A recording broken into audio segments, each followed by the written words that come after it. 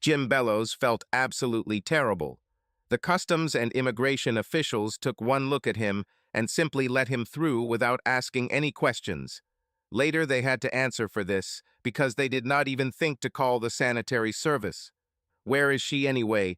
She knows when my plane arrives, but she doesn't even pick up her phone. Jim thought angrily. He didn't want to do it, but he was going to call his daughter Carol and ask her to pick him up. The airport was a nightmare to get into, and he didn't feel comfortable asking his daughter, but he felt so bad that he didn't even trust himself to take a taxi. Carol, honey, I'm at the airport, the international terminal, and I can't get through to your mom. I'm feeling a little sick and was hoping you could pick me up. If you're uncomfortable, I can call a taxi. Dad, you sound terrible. What happened? Nothing special, baby, but I could use your driveway. No problem, I'm with Steve. He can come and meet you, and I'll wait in the car at the loading area. It'll take a couple of minutes, don't worry. We'll be there in half an hour. Just don't go outside and stay warm. We will, Dad, don't worry. I have been to the airport more than once to meet friends. Thank you, baby. I love you. And I'll say goodbye to you, Daddy. Bye, dear. Jim turned off the phone. He was both angry and relieved at his daughter. There were areas she wasn't allowed to go to because he thought they were too difficult for a newbie, and the airport was one of them. But it was nice to know that she had been here before and would cope. Steve, she shouted to her brother, we need to go immediately. Dad is bad. Carol and Steve were just choosing a birthday present for their father. Their father was a selfless man and always took care of the family. The kids thought he was doing it too much. Not that he was soft in matters of discipline, but he devoted all his free time and money to his family. I almost always took lunch with me to work and drove an old minivan from 10 years ago, while his wife and daughter drove cars no older than a year with low mileage. Jim believed they should be in safe and reliable transportation. If his minivan broke down, he had a full set of tools in the trunk and could always fix it. Steve, hearing the alarm in his sister's voice, rushed out of the cafe in the shopping center. What happened, Carol? Dad is sick and stuck at the airport. He feels very bad and is acting strange. My father had a special reaction to severe illness. He began to hallucinate and acted as if he was very drunk. He hated it terribly and always said it was the worst part of the disease. Yesterday, I heard my mother on the phone saying that she knows when he will arrive. Steve muttered irritably, have you tried calling her? Just now, but it immediately went to voicemail. Mom, their mother Janice, often turned off the phone and ignored calls. And this despite the fact that she lost her temper with her husband and children if they did not answer her instantly. Carol and Steve were a little worried that something had happened to their mother, but alas, this was quite typical for her. Although she had never forgotten to meet her husband at the airport before. Jim, while he could be described as selfless, Janice could be described as selfish and self-centered. Jim often justified his wife to his children, saying that it was all to blame for the gossip of the neighbors who had cheated on their mother over the past 6 years. Half an hour later, they arrived at the airport, and as always, their father was waiting outside so as not to cause them any unnecessary trouble. Carol quickly stopped the car, and she and Steve ran towards him. Dad, what are you doing outside? Carol asked reproachfully. Jim didn't seem to notice his children and just sat huddled on the bench, trembling and staring blankly into space. Dad, Steve shouted with a hint of panic in his voice. Oh, Carol, Steve, you're so fast. It's only been 5 minutes, Jim muttered. Carol took her father's arm and helped him to the car, while Steve carried the heavy luggage. Carol was very worried, seeing how much her father was shaking and how his teeth were chattering. When he got into the car, Carol directed all the heating ducts towards her father, but he was still shaking violently. Steve reached from the back seat and touched his father's forehead. Sister, Dad has a fever. Maybe we can take him to the hospital. Dad, Carol asked, should we take you to the doctor?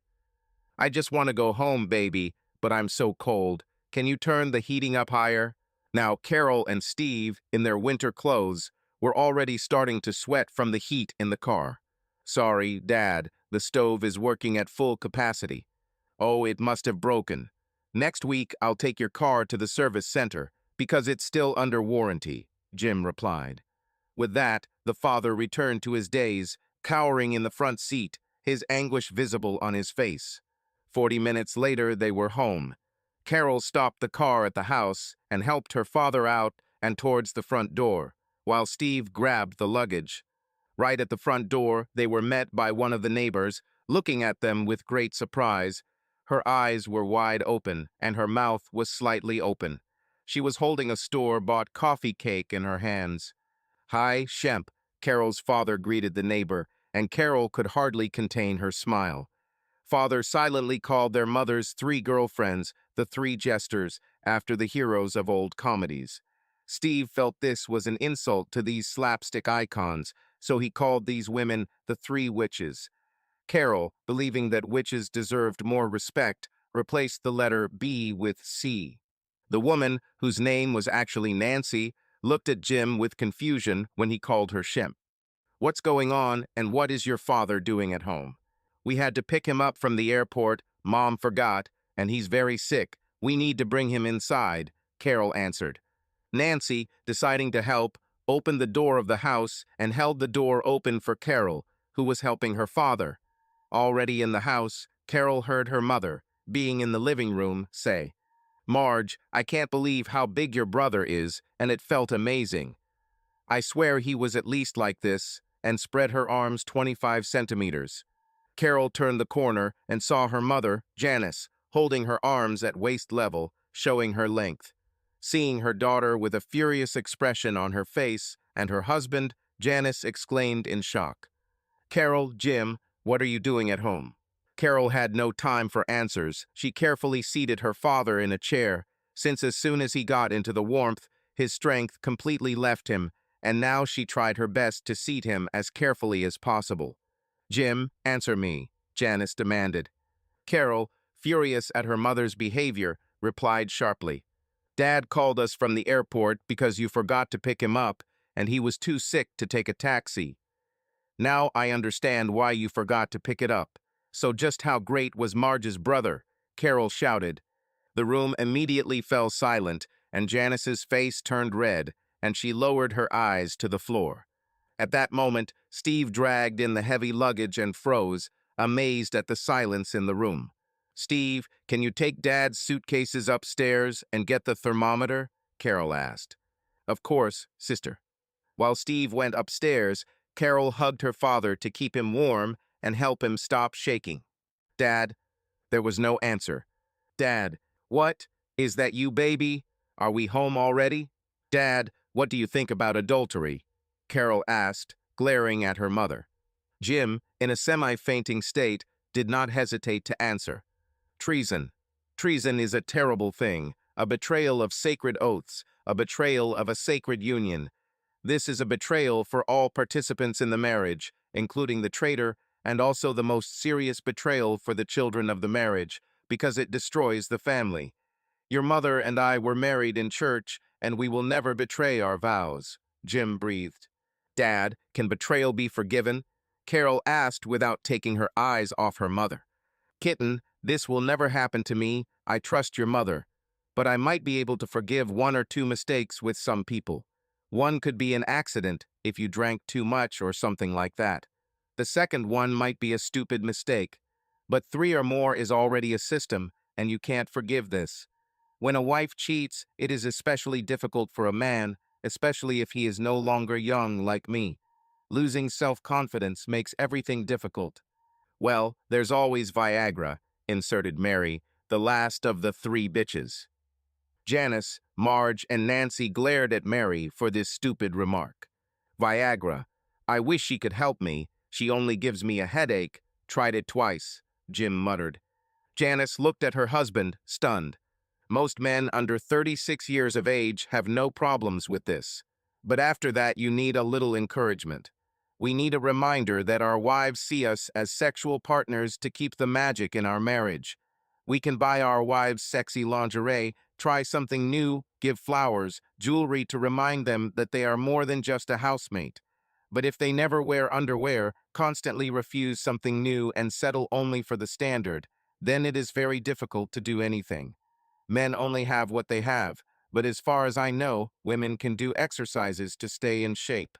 The women in the room looked at Jim in shock after his speech. Carol was in a mixture of shock and gloating. Steve thought, too much information, as he took his father's temperature first with an ear thermometer. Not believing the result, he took a mercury thermometer and used it as soon as his father fell silent. At that moment, Marge's phone rang. "Hello. Oh, hello, Mr. Henderson. Wait, are you saying that you are filming them now?" "This is impossible. Jim Bellows is sitting opposite me in his house right now." "Mr. Henderson, I think you should clarify the information," Marge said and turned off the call. Janice turned pale, not taking her eyes off Marge, and then dropped her face into her hands and began to sob. "Carol," Steve shouted in panic. He didn't call his mom, but his sister. "Dad's temperature is almost 41. Dad's temperature is almost 106 degrees, Carol said. She immediately called an ambulance, and while the car was driving, she, Steve, and Janice tried to lower Jim's temperature with ice and cold, wet towels. Jim, to put it mildly, was unhappy. Even Steve, Marge, and Nancy had to hold him down a bit so the others could continue trying to cool him down. Carol insisted on riding in the ambulance with her father, giving her mother openly challenging looks as if ready to argue with any objection. Janice was as pale as a sheet the entire time. They spent many hours in the hospital before doctors were able to determine that Jim had a serious bacterial infection. He was started on very strong, broad-spectrum antibiotics to fight the infection, but the prognosis was uncertain. Doctors warned that even if he survived, the infection would likely cause permanent damage to his brain, heart, and other internal organs. Carol and Steve sat side by side, praying for their father. On the opposite side sat Janice, Marge, and Nancy. From time to time, Carol would raise her head and give her mother an angry look, while she sat there with shaking hands and a quivering jaw. Marge and Nancy tried to support Janice while avoiding Carol's gaze. When Carol wasn't thinking about her father, her thoughts were full of anger towards her mother. In her mind, Janice had been an extremely bad wife and mother for the past 6 years, more concerned with girlfriends, gossip, soap operas, and being an elementary school teacher. Carol's father took care of most of the household chores without complaining, and Carol tried to help him as much as she could.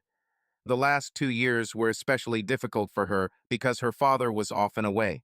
Due to the worsening economic situation, Jim's previous company had gone bankrupt, and his new job required a lot of travel. Jim hated it, but it was the only place he could find at the time. All the difficulties and sacrifices that the family made were because of the mother.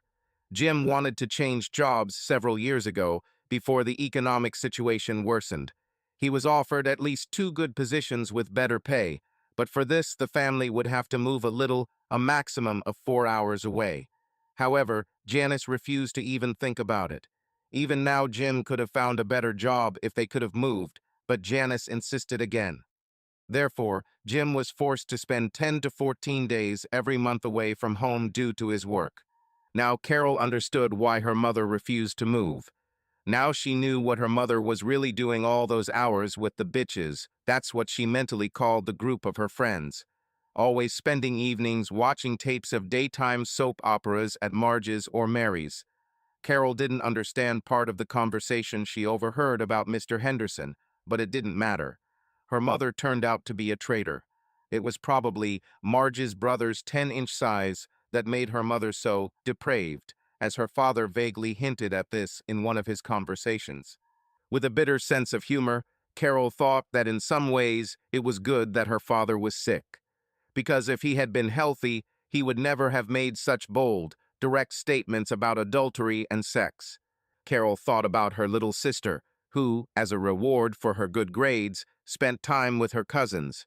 She didn't know if it was right to hide from Lisa that their father was in the hospital and might die. But no one dared call Aunt Penny and tell her about this, because it was supposed to be a special weekend for Lisa and her 3 cousins. They all worked hard to improve their grades, and were promised a weekend full of pizza, ice cream, and chocolate, with no lights off until 10 p.m. on Sunday. Lisa and her three cousins always had a great time together, but lived more than an hour apart. Such weekends brought them as much joy as Christmas. Neither Carol, nor Steve, nor Janice could bring themselves to spoil this innocent joy with the news that Jim might be dying. But they also understood that Lisa would never forgive them if she couldn't say goodbye to her father. Jim was finally admitted to the hospital and moved from the emergency room to a room with infectious disease stickers on the door. The doctor on duty, Dr. Richards, came out to talk to them. "I need you to sit down because I have some difficult news. It's not all that bad, but it's still unstable. We were able to get his temperature down to 104 degrees. Jim has a bacterial infection that is resistant to antibiotics. The infection is advanced, and the question is whether we manage to start treating it in time. The next 24 to 48 hours will show what his chance is. We will also have to see if there is any permanent damage. But I want to note that many people, even most, have fully recovered from a similar condition. Can you tell me where Jim has been recently? Where might he have contracted the infection?" Carol answered first. Dad just returned from a week-long business trip to Brazil. The doctor turned to Jim's wife, Janice, to ask her a question, and was somewhat surprised that she remained silent, and Carol answered, "What does your father do?" "He's an engineer and works in technical sales support for a medical device manufacturer." The doctor raised his eyebrows in surprise upon hearing this. "Understood. I'll contact the CDC. They will probably contact your father's employer as well as the Brazilian authorities. I will allow you to visit your father, but you will need to wear a mask and gloves at all times. Only 2 people can enter the room at a time, and try to get him to rest as much as possible. He is extremely agitated and delirious. Dad always acts like this when he's sick. He says that when he's sick, he has terrible nightmares, but I've never seen him like this." "Is there any way to calm him down?" asked Dr. Richards. "It usually helps if we sit with him and hold his hand." "Well, you can do it, but don't forget about the mask and gloves." Dr. Richards continued his instructions. "On this table, as you can see, there are clean gloves and masks. Each time you leave the room, remove your gloves and mask and dispose of them in this contaminated waste container. When removing gloves, try to touch only the cuffs. Then use hand sanitizer. When removing the mask, only hold it by the ear loops. You may want to wash your hands thoroughly with antibacterial soap in the restroom afterwards. Don't try to save money and save your mask or gloves for your next visit, even if you're just going to the toilet. Because you have already been exposed to the infection, if either of you begins to feel uncomfortable, come in for a checkup immediately. We may have to start you on prophylactic antibiotics, but I'd rather avoid that. Any questions?" Carol and Steve simultaneously replied that there were no questions and thanked Dr. Richards. The doctor cast a puzzled glance at Janice, said goodbye, and went to the next patient. "I'm going to see Dad," Carol said. "Steve, can you come back in 6 to 8 hours and relieve me? I'll call my friend Linda so she can borrow my car to bring you here and take me home. Mother?" Janice looked at Carol with a look of fear on her face. "You can do whatever you want," Carol replied with cold determination. "Perhaps you just have too much to do with Marge's little brother to come here." Steve thought his mother's face couldn't get any paler or sadder, but it did. Janice, as if she had received a blow, stumbled back towards Marge and Nancy, who were trying to support her. For Carol, her mother became completely insignificant. Her new goal was to take care of her father, ease his pain, while still caring for her brother and sister. Carol put on her mask and gloves and entered the room. It was hard for her to see her father tied to a hospital bed, even if not too tightly. This was necessary because he was very agitated and tried to twitch, but for Carol it was painful.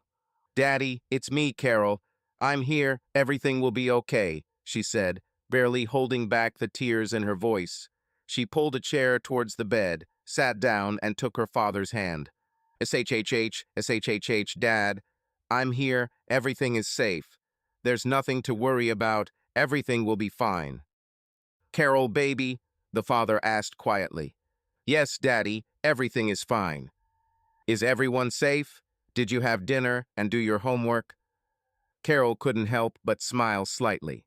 Yes, Daddy, everything is safe, she replied. I had dinner and did my homework, she added, albeit a small one, but still a lie that she considered necessary. Now rest, Daddy. Okay, baby, I love you. Good night, Princess. Good night, Daddy. With these words, Jim relaxed and calmed down. The door behind Carol opened, and she expected to see her brother, who had decided to visit his father before heading home. But to her surprise, her mother came in. Janice avoided her daughter's gaze and walked to the other side of the bed. Having reached the place, she hesitantly took Jim's hand, as if she was afraid to disturb him or had no right to do so. There was unconcealed pain and sadness in her eyes. Carol was not satisfied with this at all. How dare she, Carol thought. His mother should have been lying at his feet, inconsolable, sobbing after everything she had done after the betrayal.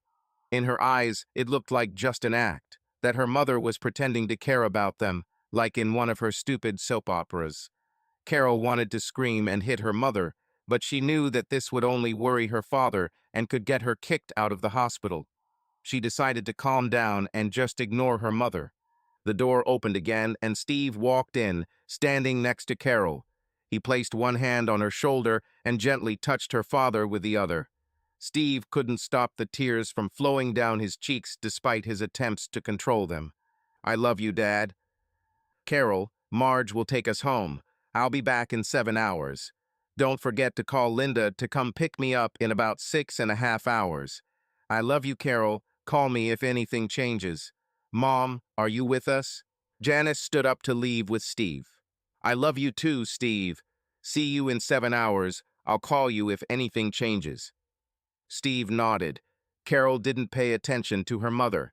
Janice walked away with her head down. Steve didn't know exactly what was going on between his sister and his mother, but he had a guess based on the snippets of conversations he overheard, and it worried him.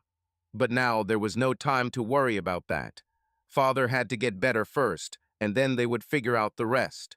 But he decided to keep his mother in sight. Carol sat with her father for over an hour, quietly reassuring him whenever he became anxious. But the situation became too much for her, and she desperately wanted to talk to someone and also call her best friend Linda. She carefully let go of her father's hand and slowly stood up. Very quietly, so as not to wake him, she whispered, I'll be back soon, Daddy, I love you. Outside the door of the room, Carol took off her mask and gloves. To her surprise, her mother and Nancy were sitting on the opposite bench. Janice's face was white. She looked more like a character from a horror movie than a real person. Nancy hugged her, trying to support her. Seeing her mother in this state, Carol couldn't help but say, He's sleeping peacefully. I'm just going to the toilet. I'll be back soon. Entering the toilet, she cleaned herself up and thoroughly washed her hands and face. She called Linda first, waking up her family. After hearing about Jim's condition, they were shocked and all offered to come, but Carol explained that she just needed Linda to take Steve, and Linda immediately agreed. Jim always treated Linda's parents and her younger sister well. The families often took many vacations together, and Carol often referred to Linda's parents as Mom Number 2 and Dad Number 2. Carol knew who she needed to call for support and advise her father's best friend, Ben. Ben was a brother to her father, although not by blood. She dialed his mobile phone number, but there was no answer. Then Carol decided to try calling the number in his apartment. A sleepy voice answered the call. Hello, hello. The voice clearly did not belong to Ben. Uncle Mark, is that you? Carol asked. Mark was, as his father said, Ben's other half. Ben and Jim have been friends since childhood, but when Ben came out to his family after graduation as gay, his parents rejected him.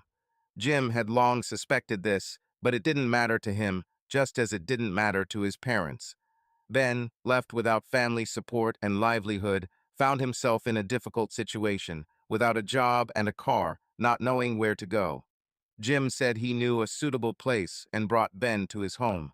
Jim's parents received him warmly, saying that they had always considered Ben part of the family and would be happy to consider him their son.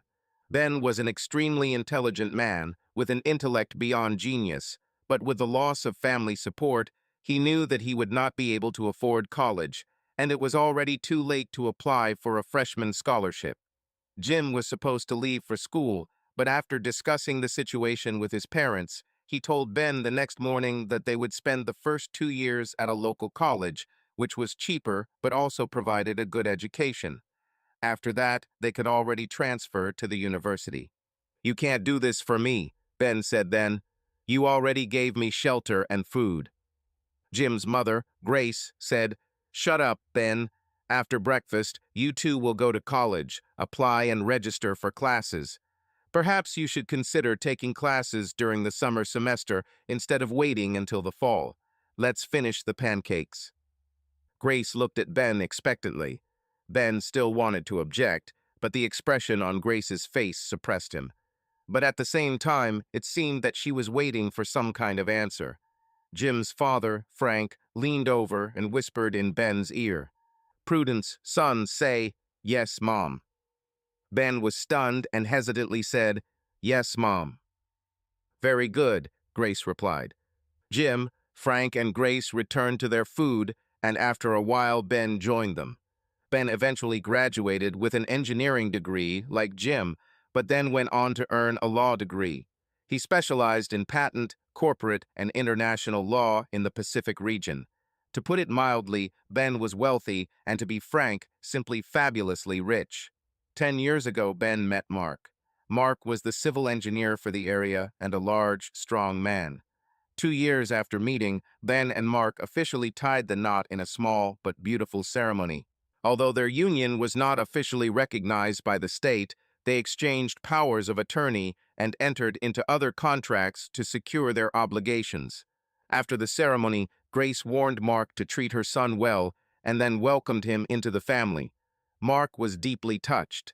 Despite his impressive size, he was very sensitive. But he had to hide his sensitivity for 2 reasons. Firstly, because of his sexual orientation, and secondly, because, being a large man, he felt that it was inappropriate for him to show sentimentality. In many ways, Ben was the stronger of the two, despite being significantly smaller physically.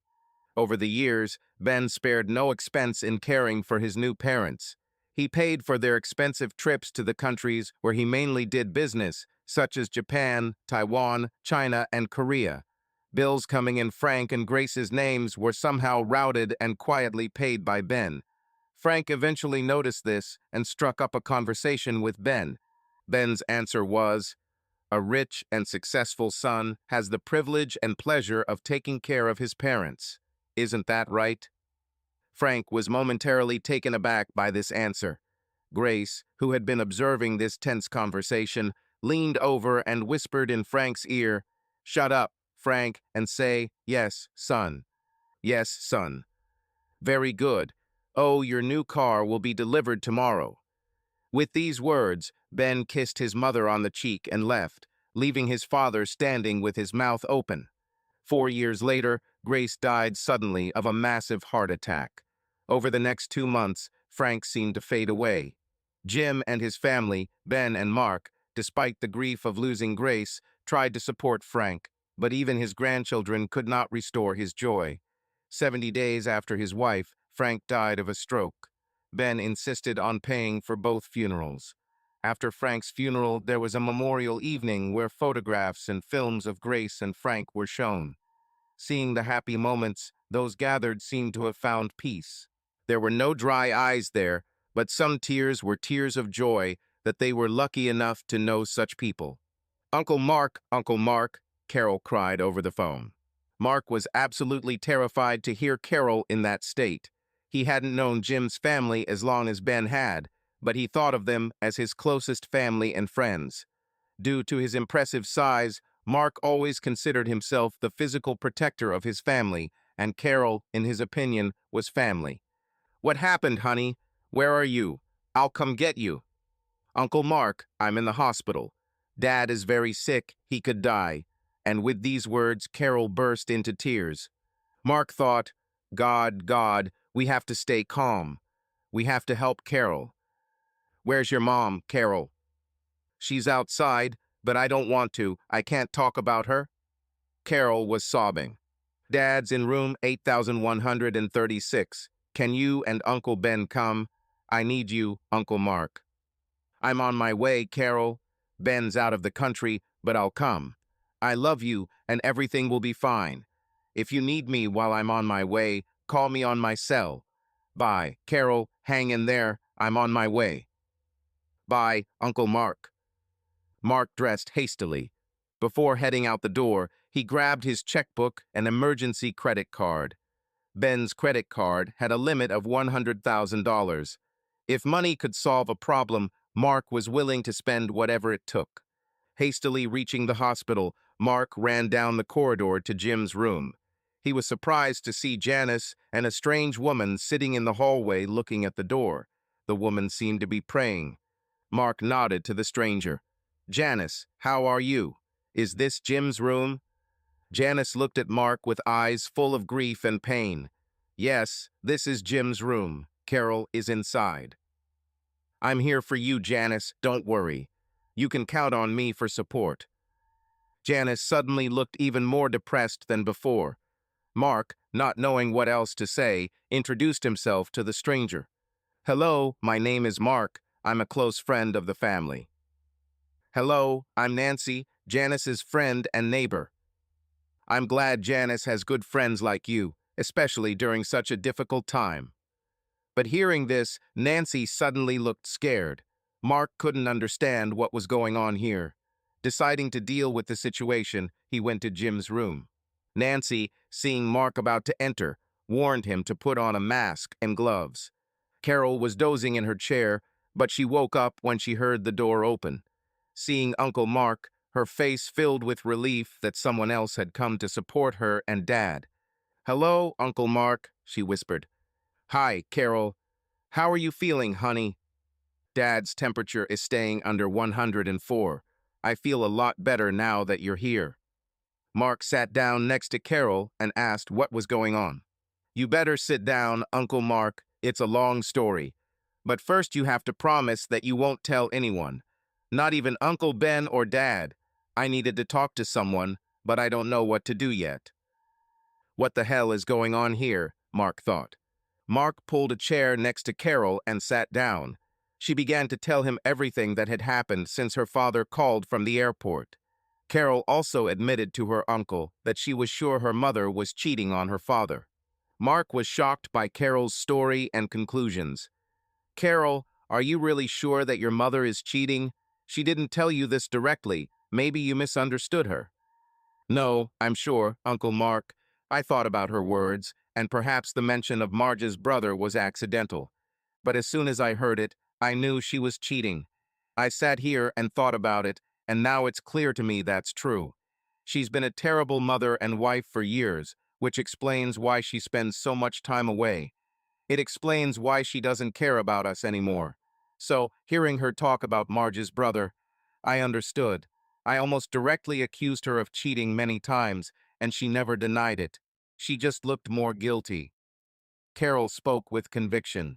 Mark continued to sit next to Carol for the next 2 hours, thinking about Jim and Janice and how difficult it would be to keep his promise to Carol not to tell anyone. But he already knew what he was going to do. He will tell Ben that he promised Carol to keep her trust. He will explain that the situation is serious, but that he made a promise so Carol could vent to someone. Ben will understand and trust him to make the right decision. But if things get worse, he will break his promise and involve Ben. 2 hours later, Mark got up to go to the toilet. As he left the room, he saw that Janice and Nancy were still sitting in the same place. Mark had a special relationship with Ben's mother, Grace. They became very close friends after he committed his life to Ben. Grace and Mark shared many personal things with each other. She even taught me all the family recipes, Mark thought with a smile. Therefore, he considered himself a kind of deputy for Grace. Now that she was no longer there, he felt that he was the one who needed to do what Grace would have done. With this thought, He approached Janice. Squatting down in front of her, he took her small hands in his. "Janice, Janice," she avoided looking him in the eyes. "Please look at me, Janice." Gradually, she raised her eyes and met his gaze. "Janice, can you tell me what's going on?" Janice's eyes widened and she shook her head. This gesture looked more like a nervous spasm than a conscious response. Sighing, Mark stood up. He knew he shouldn't say this while looking down at her, but he was so angry that he couldn't help it. "You know Grace would give you a good scolding." Janice collapsed into Nancy's arms and burst into tears. The next day, Carol, Steve, and Mark met to discuss their suspicions about Janice. Steve has always been passionate about computer technology. It was decided that he would install cameras and microphones throughout the house, connecting them to his computer. He even planned to hide a voice-activated recorder in Janice's car. Over the next 48 hours, Jim was able to recover from his crisis and his health began to improve little by little. Lisa was never informed of how close her father was to death. Everyone conspired to pretend that his illness was not so serious. On Monday, Lisa was allowed to visit her father briefly. The Centers for Disease Control and Prevention, along with Brazilian colleagues, traced Jim's infection to a medical testing laboratory. Management knew that Jim could be at risk of infection, but hid this fact, fearing inspections for repeated violations of safety rules. Brazilian authorities have taken tough measures. Jim's employer continued to pay him his full salary, and there were even discussions about compensation for pain and suffering. Doctors estimated that Jim would need 2 to 4 weeks in the hospital, followed by another 2 to 6 weeks of bed rest at home. Jim did not understand why Janice hardly communicated with him and did not spend time in the ward, but simply sat in the corridor. This caused him great pain. He wasn't that contagious. A week after his return, Ben visited Jim. The next day, having received permission from Carol, Mark told the whole story to Ben. It was decided that Carol would be in charge of the operation. Ben and Mark will support and advise, and if necessary, stop actions if they go out of line. They understood that they could not overcome the habits they had cultivated over the years to always be polite towards women. But the only thing scarier than a mother with a thirst for revenge is a teenage daughter with a thirst for retribution.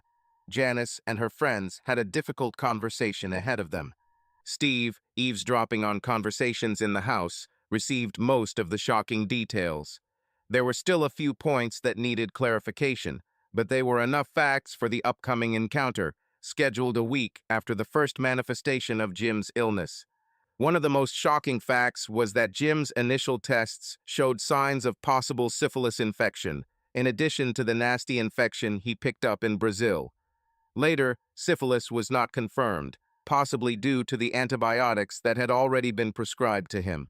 Jim's doctor quietly approached Janice and discussed the situation with her, recommending testing for syphilis. Janice promised she would get it checked. Marge had an acquaintance who was a nurse from the county health department, and he agreed to secretly test Janice. Tests showed that Janice had developed an advanced form of infection. The nurse agreed not to share the results because Jim was already receiving treatment, but demanded that Janice's friends help him pay several bills in exchange for silence. Moreover, Janice also had to convince her lovers to get tested. Carol's group realized with horror that Janice had cheated on Jim with not just one person, but several. "Mom, I'll take Lisa to Aunt Penny's tomorrow. I'll be back by noon. You and your 3 friends should be home. If not, Uncle Ben will get Dad a lawyer, and will go to the sheriff with the information about the bribery of the county health officer." Janice looked at her daughter in complete shock. "Do you understand, Mom? This is not a bluff." "Mom, say something." "Yes, I understand," Janice whispered. Carol, dissatisfied with her mother's appearance, decided to call Nancy at home. According to the records, Nancy tried to stop all this madness, but Janice was too influenced by Marge and Mary. When the truth came out, Nancy stayed with Janice, while Marge and Mary did their best to keep the situation out of sight. Nancy answered immediately and came to Janice at the first call. Carol informed Nancy about the meeting tomorrow and left the house. The next day, Carol and her team, Ben and Mark, entered the house to meet Janice and her friends. Steve knew all the facts, but he was not emotionally prepared to confront his mother in person. The women were sitting at the dinner table. Janice and Nancy stayed close to each other, holding hands. Carol remained standing, looking down at the women. The men stood behind her, allowing her to be the main speaker. Carol decided to remain as calm as possible and use as few insults as possible. This is what we know. We have the evidence, and if you want, we'll show it to you. But honestly, I don't want to waste time on you. If I hear too many denials, we'll just go to the sheriff, get a lawyer for Dad, and we'll start a civil lawsuit against you, Marge and Mary. Oh, don't look so surprised, and no denials. Mary saw a man at the Hilton who looked like Dad and told Marge, who also went to see it. They convinced themselves it was really Dad. I think they got tired of their TV shows and wanted to start their own soap opera. They took some terrible photos on their phones and used them to convince you, Mom, that your dad was cheating on you. They assured you that he was not leaving the country at all. They convinced you that he was cheating on you. Instead of talking to your dad, they persuaded you to have an affair yourself. Nancy tried to stop you and convince you to talk to your dad, but you ignored common sense and your family for so long that you allowed Marge and Mary to control you. One thing that confuses me is that they should have had more evidence than these shoddy photos. We found a copy of Mr. Henderson's report, a copy of your photos, and his recording of Dad's double. No one can be stupid enough to believe it's Dad, only based on this information. I think Marge and Mary were so excited that they could fabricate some other evidence. Well, if necessary, we will find out in court. Marge and Mary acted as your pimps, found you a lover, or rather, several. And you liked it, didn't you? You did things with them that you never did for Dad. While he was in Japan, you met two, and during the trip to Korea you had two more. When it was Brazil's turn, you met Marge's brother again, and you liked him so much that you continued dating him. How many times did you sleep with him? Other services. How many times have you worn the underwear that Dad bought for you? But you wore it not for him, but for Marge's brother, for Dany. And then Dany gave you a gift, such a wonderful gift that, despite his dirty body, you decided to pass it on to Dad. Now we can only hope that he did not transmit HIV to you, but perhaps we will find out about this in a few months. Mark and Ben exchanged glances during Carol's monologue, thinking, I thought she was going to stay calm. It was difficult for them to resist the desire to encourage her with the words, keep it up. I don't understand how you could be so stupid as to believe that Dad remains in the country. You saw his passport with all the stamps. You took him to the airport yourself. You saw international tickets, which are not cheap. How could you think that he is still fake? Do you know how frugal he is with himself? And one more question. Where does all your money go, Mom? I saw the family checkbook. Dad puts almost all of his salary on it, and you only use part of yours. Are you spending it on this family? Janice sat slumped on the table, shuddering. Nancy, Marge, and Mary looked at Carol with horror and fear. So, at the end of your soap opera, you decided to hire a private detective to gather evidence against Dad and humiliate him when he returned from his trip to Brazil. You were going to humiliate him with your adultery and throw him out of the house. Now listen to what will happen. I own you. If you don't do exactly what I say, you will face jail and court proceedings. Marge, Mary, be here tomorrow at 2 o'clock. Now get out of my house. Nancy and Mark, help my mother upstairs. Marge and Mary quietly slipped out of the house like a pair of foxes. Mark flinched at Carol's request, surprised that he was forced out of his role as a silent participant. Nancy and Mark helped Janice up to her bedroom. Ben followed with a large box. Janice sat on the bed, curled into a ball. Carol sat down next to her and made her mother look at her.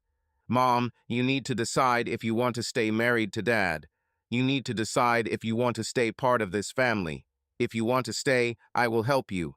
But it's your decision. In this box are all the family photos and videos so that you could remember what you have lost in recent years. You are not in many recent photographs because you were too busy with your friends. I still love you, but I still love you. I will love you too. Decide. Carol stood up. Nancy, can you stay with my mom? Nancy nodded. Mom, stay here. Nancy can bring you food from the kitchen.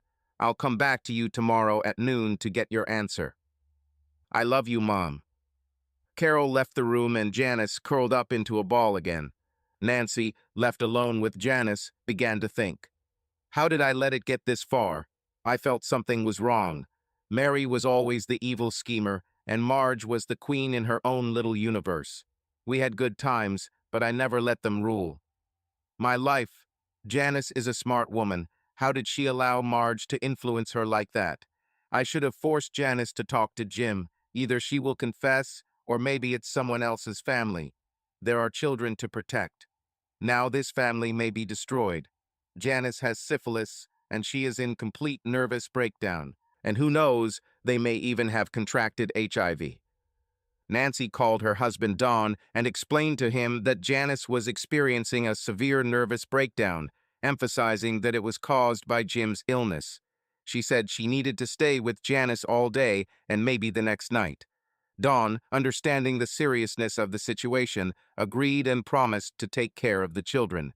Nancy, armed with a damp cloth, returned to the room and began to carefully wipe Janice's face and neck.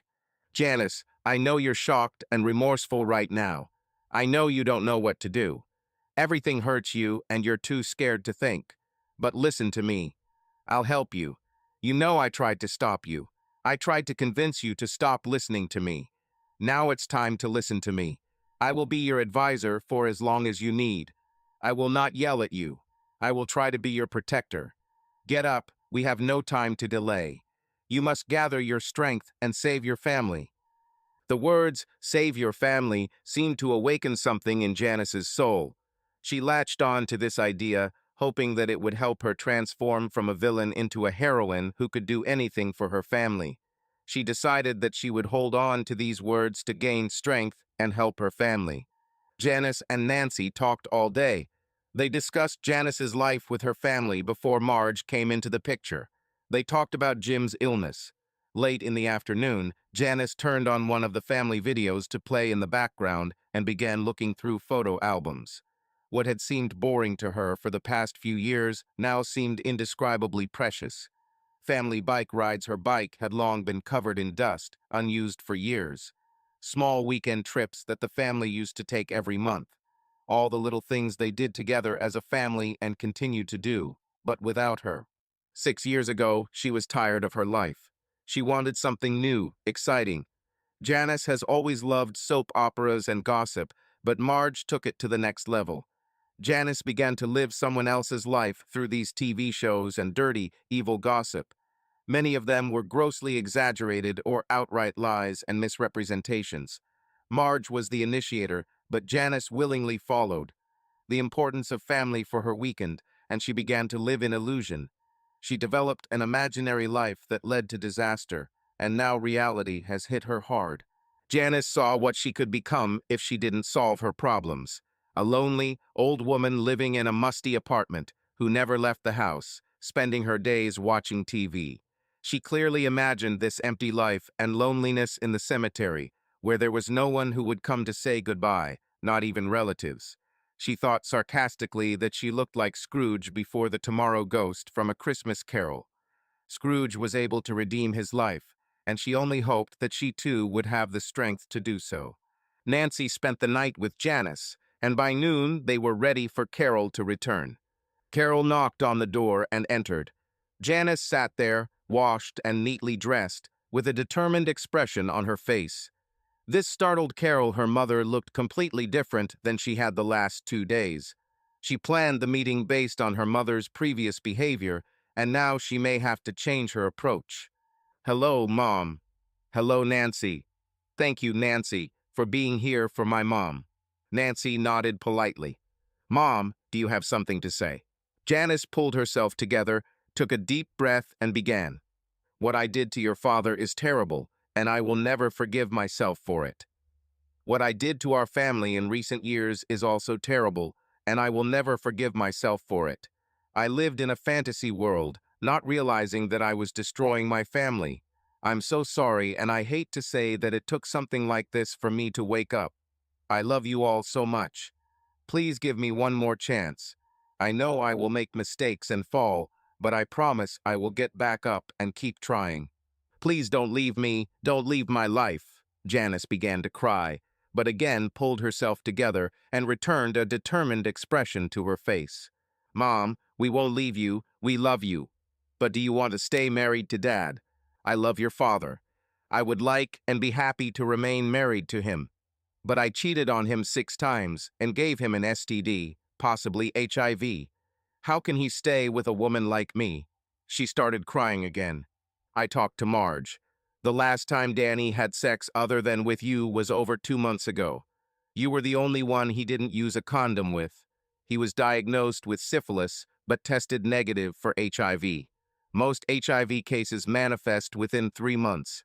3 other men need to be found, contacted, and tested, but you used condoms with them. I'm praying, but I think things might work out for you. About your betrayal. I talked to Uncle Ben.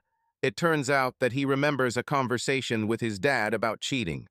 Dad said that if a spouse cheats and then sincerely repents, vows never to cheat again, and does everything possible to restore the relationship with the offended spouse, then it is better if he does not talk about the cheating.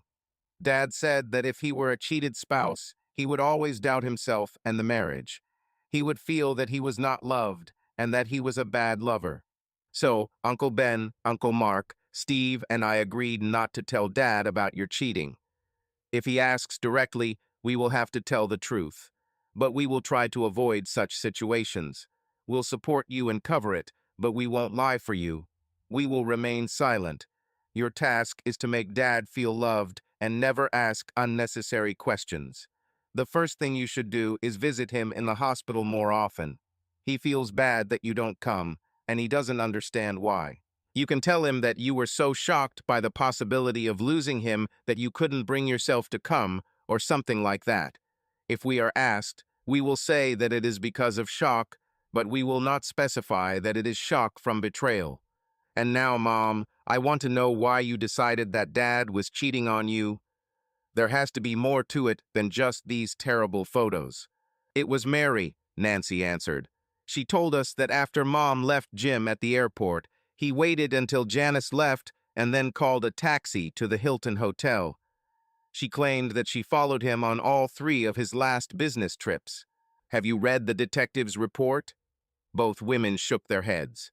I felt so guilty, and with Jim's obvious innocence, it seemed like there was no point, Janice replied. The man you mistook for Dad doesn't fly to Hilton. He drives his own car from his city to work. He is staying there until his move to the area is completed. The woman you saw with him in the photo is his fiancée, and it is for her that he changes jobs and moves here. Moreover, there is so much traffic at the airport that Mary could not follow anyone there. After the truth came out, she said she must have made a mistake and was following the wrong person. Obviously, she was lying, Nancy said. She was always resourceful and looked for fun. We were so worried about Jim and the consequences that we simply didn't question her story, even though we yelled at her for her stupidity. I want to get back at her, but it's my own fault for not trusting and talking to your father, Janice said. Don't worry, Mom, I'll take care of Marge and Mary, Carol said in an ominous tone and with a hard glint in her eyes. Carol, Mom, they hurt this family.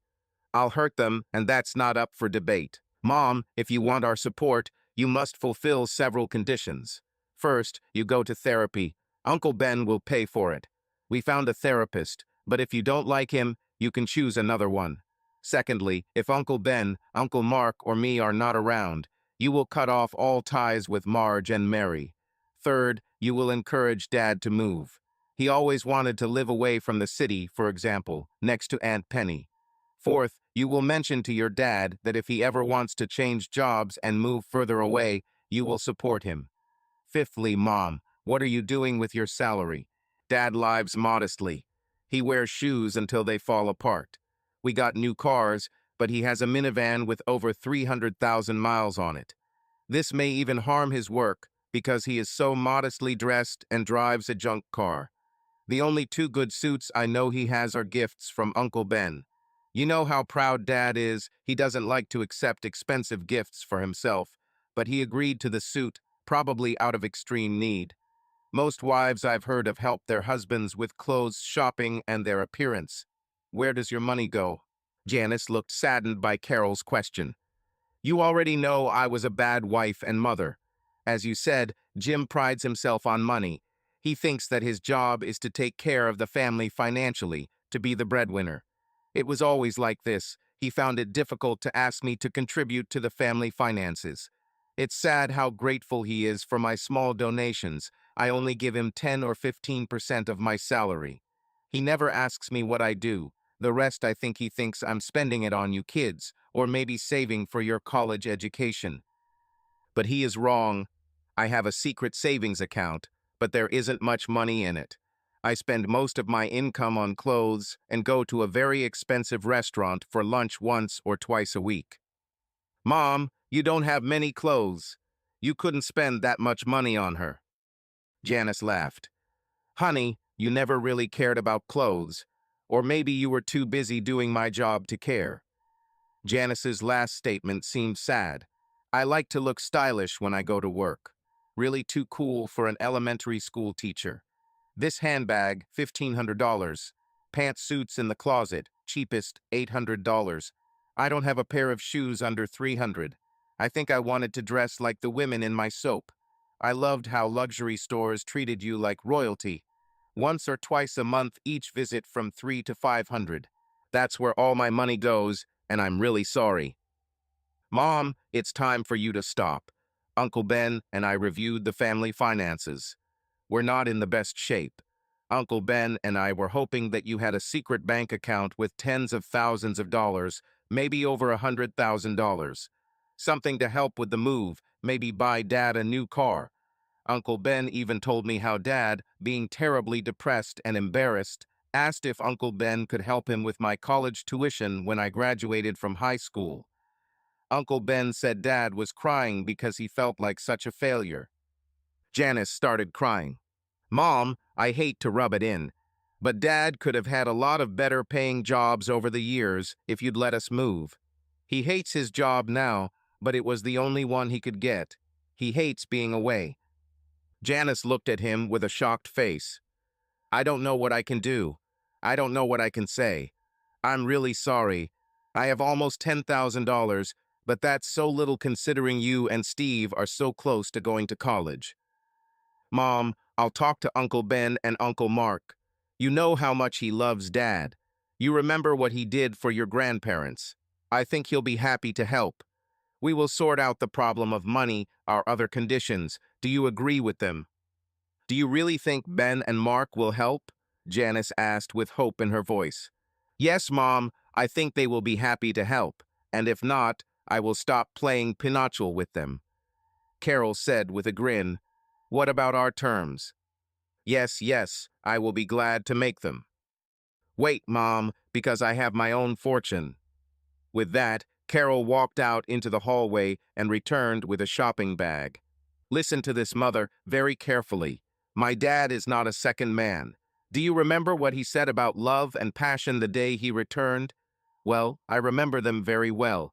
You did something with those four bastards. You never did that with Dad. The underwear your dad bought for you, but never wore for him, you worn for them. So God, if I find out you had it in Daddy's bed, I'll stupidly strap you in. Burn the underwear you wore for those idiots and buy new ones for Dad. Spend some of your savings. I don't care. You're going to quit using the spa, but start working out again. You'll become Daddy's dream. Everything you did for these worthless scum, you're going to do for Dad and much more. I bought several books, How Ashamed I Was, and How to Sexually Please Your Man. Read them, memorize them, live by them. Wake up Dad and give pleasure every morning if necessary. You will let him know that you see him as a sexy man. I hope you don't have to pretend. But if you do, you better be a damn good actress. This is my condition, Mom, and it's a deal breaker. Dad deserves a passionate love life, and if you don't give it to him, I will force him to divorce you and find him a new wife. I still love you, and you will remain in my life, but you will no longer change my father." Janice was shocked and speechless. She planned to make peace with Jim sexually, but she hadn't really thought it through and realized that she wasn't ready to go as far as Carol suggested. But upon reflection, she realized that Carol was right. She loved Jim and was indebted to him. If he wanted sexuality, he would get it. She also promised herself to think of Dany and the other three only with contempt and hatred. She will try to erase the memory of sex with them. Jim will be the best she's ever had. She was again indebted to her husband. She also had a feeling that one day Jim would find out the truth. If she had been able to prove herself to Jim before that day, they would have weathered this storm. She's cold just praying. Janice looked Carol straight in the eyes. "You are right, and I wholeheartedly agree with your condition." "Thank you, Mom. We have an hour for lunch. Steve keeps Lisa busy and away from home. Uncle Ben, Uncle Mark, Marge, and Mary will be here at 2. At exactly 2 o'clock in the afternoon, Marge and Mary rang the doorbell. They probably didn't want to come at all, but they didn't dare be late. They were invited in and asked to sit at the dinner table. Ben and Mark were already at home and sitting at the table. Carol told her mother and Nancy to stay upstairs. Carol was calling the shots again. "Hi, Marge." "Hello, Mary. I have rules and questions for you. You don't follow the rules, I'm going to the sheriff, and we're going to take you to court. You don't answer my questions truthfully, and the same thing happens. Do you understand?" Both women nodded their heads. "We know that Mary lied about following my father from the airport. Don't try to deny it, Mary. We don't know if you knew it was a lie or not, Marge. I'm not going to ask you that question, Marge, because I have no way of knowing the truth. But regarding other issues, I will not be so lenient. First question, do we know about Dany? Who are these three idiots and how to find them?" Marge and Mary looked at each other, and Marge finally spoke first. "I found 2 people, and Mary found 2. My second was Tom Williams. He works with me at the hospital. He's a radiologist. But he thought your father was cheating on your mother and wanted to help." "Well, he wasn't much help, was he? He knew that Mom was married, and he didn't care. He just went along with your stupid plan. Maybe he just wanted some easy sex. Is he married?" "No." "Well, we'll deal with him. Mary, what about you two?" Mary looked at him gloomily and did not answer. Carol grinned and walked slowly around the table. When she found herself behind Mary's chair, she suddenly grabbed her by the hair and slammed her forehead against the table. She then yanked her hair sharply, causing Mary's neck to arch over the high back of the dining chair. Leaning down, Carol pressed her forearm to her neck, squeezing hard at first and temporarily cutting off Mary's air supply. Then she loosened her grip and whispered in her ear, "We know you're the perverted bitch who supports Marge. Uncle Ben has money and the law on his side. Uncle Mark is building new bridges with deep concrete piles. Do you want to be part of the new bridge? Now you're my bitch, you'll bark when I tell you to. I know what you did. If you knew what I'm fantasizing about, you'd already be sitting in a puddle. Now answer my question." Carol slammed Mary's head into the table again, but not as hard as the first time. She let her go and stood back, watching her. Mark whispered, "Wow, someone has clearly adopted Grandma Grace's style." Ben heard the whispers, looked at Mark with wide eyes, and nodded. Marge tried to get up from her chair. Carol growled at her, and Marge sat back down. "Well, Mary, let's try again. Who are these 2 bastards you set up with my mother?" Mary gently massaged her forehead, seeing stars before her eyes. She looked at Carol with anger, but there was also fear and doubt in her gaze. Doubt that she can control the situation. She realized that she was now in deep trouble, and that one of her games had come back to hurt her, and that pain she would feel very strongly. "The first one is the package delivery guy who comes to my office, Ted. I don't know his last name. The second one is a guy I found on the internet. His name is Jack. I have his address." "Great, we'll find them," Carol answered in a gloomy voice. Ben and Mark exchanged glances again. "Next question, where did the meetings take place?" "Once at the hotel, twice at Mary's house, and 3 times with Dany at my place," Marge answered. Janice had already provided this information to Carol, but Carol wanted to make sure nothing happened in their family home. Who else knows about these meetings? Who else participated? Who else have you told? We know how much you love gossip. Who else? Marge said hesitantly. I told my sister, a friend at work, and maybe I mentioned something to my husband. Mary spoke up too, afraid of what Carol might do to her if she refused to talk. I told several people, she wasn't sure how many exactly, because for her nasty gossip was life. You will return to them and say that you made a mistake, lied, misunderstood the situation. I don't care what you say or what you do, but you will clear my mother's name. Because if this doesn't happen, my father will find out about everything one day. When this happens, I will have no reason to feel sorry for you. Keep in mind that I am being very friendly towards you now. You will cut all ties with my mother and Nancy. No communication unless Uncle Ben, Uncle Mark, or I want it. And the last thing, I advise you both to start training. I'm going to deal with you in 2 weeks. From the age of 10, my dad took me to self-defense classes. I've lost a bit of shape lately, but I still train at least once a month. So get ready. I'll find a gym, a dojo, a boxing ring, even an empty warehouse. Maria, it's your turn on Saturday, Marge on Sunday. I'll call you and tell you the location. Do you really think that you can lie to my mother for the sake of your sick fantasies and get away with it? You're definitely crazy. Ben whispered to Mark. That's right, she was possessed by Grandma Grace. Maybe we should call an exorcist, Mark answered in a whisper. But I missed Grace. Mary and Marge were petrified, sensing the reality of the threat. Both were married women in their late 30s, lived in an affluent suburb, and were not used to being beaten like schoolgirls. But looking at Carol, they realized that this is exactly what would happen to them. Both began to wonder if they could persuade their husbands to move. If you haven't realized yet, the meeting is over. Get out of here. Mary and Marge stood up so quickly that their chairs almost fell over. They both ran away from the house like a couple of mice running away from a cat. When these bitches left, Carol sat down on a chair and collapsed, burying her head in the table. Behaving and speaking like that makes you tired and thirsty. Ben stood up and brought Carol a glass of water. The door to the upstairs bedroom opened, and they heard footsteps approaching up the stairs. Have they left? Asked Nancy. Yes, Carol scared them off after she challenged them to a duel, Ben answered. Duel? Janice asked with concern. What are you talking about? Nothing special, Mommy. In 2 weeks, I intend to kick their asses. They lied to you, deceived you, destroyed your marriage, hurt you, hurt your dad, and they won't get away with it. Carol, you can't do this. I can't let you get hurt. Don't worry, Mommy.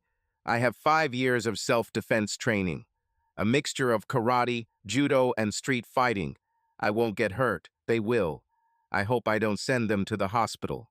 They deserve it, but it might complicate things. Janice chose to remain silent, but promised herself that she would talk to Carol about the fight later. We have leads on the other 3 men you were with, Janice. I know an expert who can give us all the details. Then Mark and I will deal with them. I have a few ideas. Uncle Ben, are you sure you want to do this? This could damage your reputation and you could lose your license. Don't worry, I think everything will be fine. As for work, I earned enough money. Even if I never work again, I'll be fine. But these 4 knew you were married, Janice. They may have thought Jim was cheating too, but they still ruined your marriage. We can't leave it like this. If Jim ever found out about this, it would be important for him to know that they were punished. We're not going to kill them or even break their bones, but they will feel pain. No, Janice said firmly. Everyone turned to her in surprise. I hurt Jim with these 4, even if he doesn't know it. I damaged our marriage and myself. I have to participate in this too. I need them to understand that I am not going to forgive them. I know that it is primarily my fault, but I am already paying for it and will continue to pay for it for the rest of my life. They need to experience this pain too. Perhaps then they will never think about having a relationship with a married woman again. Enough about this. We will discuss everything again when we receive complete information about those four. And now, I think we all need to relax and rest a little, otherwise from such tension you can simply go crazy. And Janice, I don't mean to offend you, but isn't it time you went to see Jim? You're right, Mark. It's time. Nancy and I have already talked about this. She'll take me to the hospital. Carol, I know I have lost a lot of your respect and love. It's my fault, but I think you should rest today. I've been hiding in my bedroom for too long, and you've worked too hard, shouldering all my responsibilities over the past few years. Please rest today. Okay, Mommy, I'm really tired. You have lost some of my respect, but you are gradually earning it back, and you have never lost my love.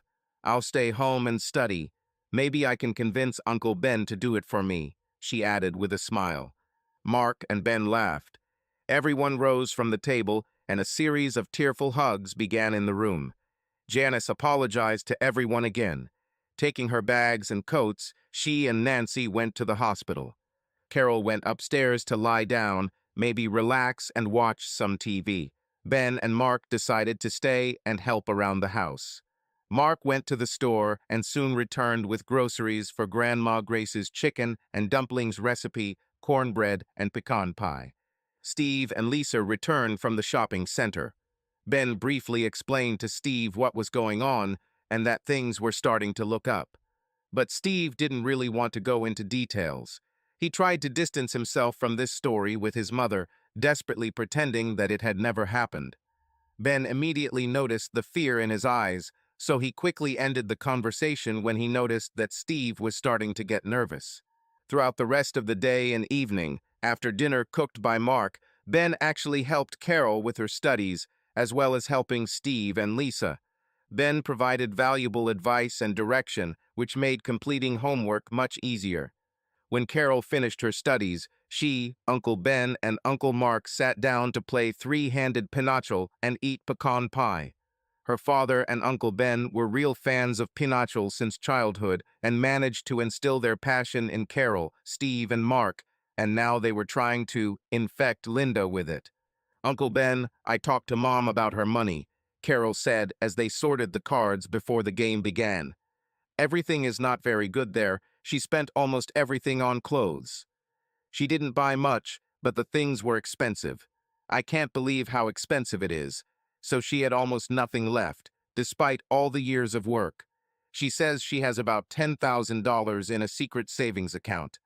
This is clearly not enough for Dad to move and buy a new car. Carol did not mention her plans for college. She decided that it was now her own responsibility. Ben, without looking up from his cards, calmly replied, Carol, honey, I have more money than I could ever spend. Your father knows that he can always turn to me for help, but he has pride. He looks back on his life, sees several financial mistakes, and blames himself for the fact that you don't live in a mansion. We need to take this financial pressure off your father. $10,000 is clearly not enough for this.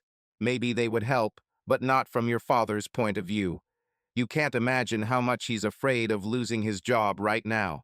He sees himself as a sick, elderly man, completely replaceable and without any financial cushion. I've already spoken to his employer privately. Although your father doesn't like his job, they are decent enough people.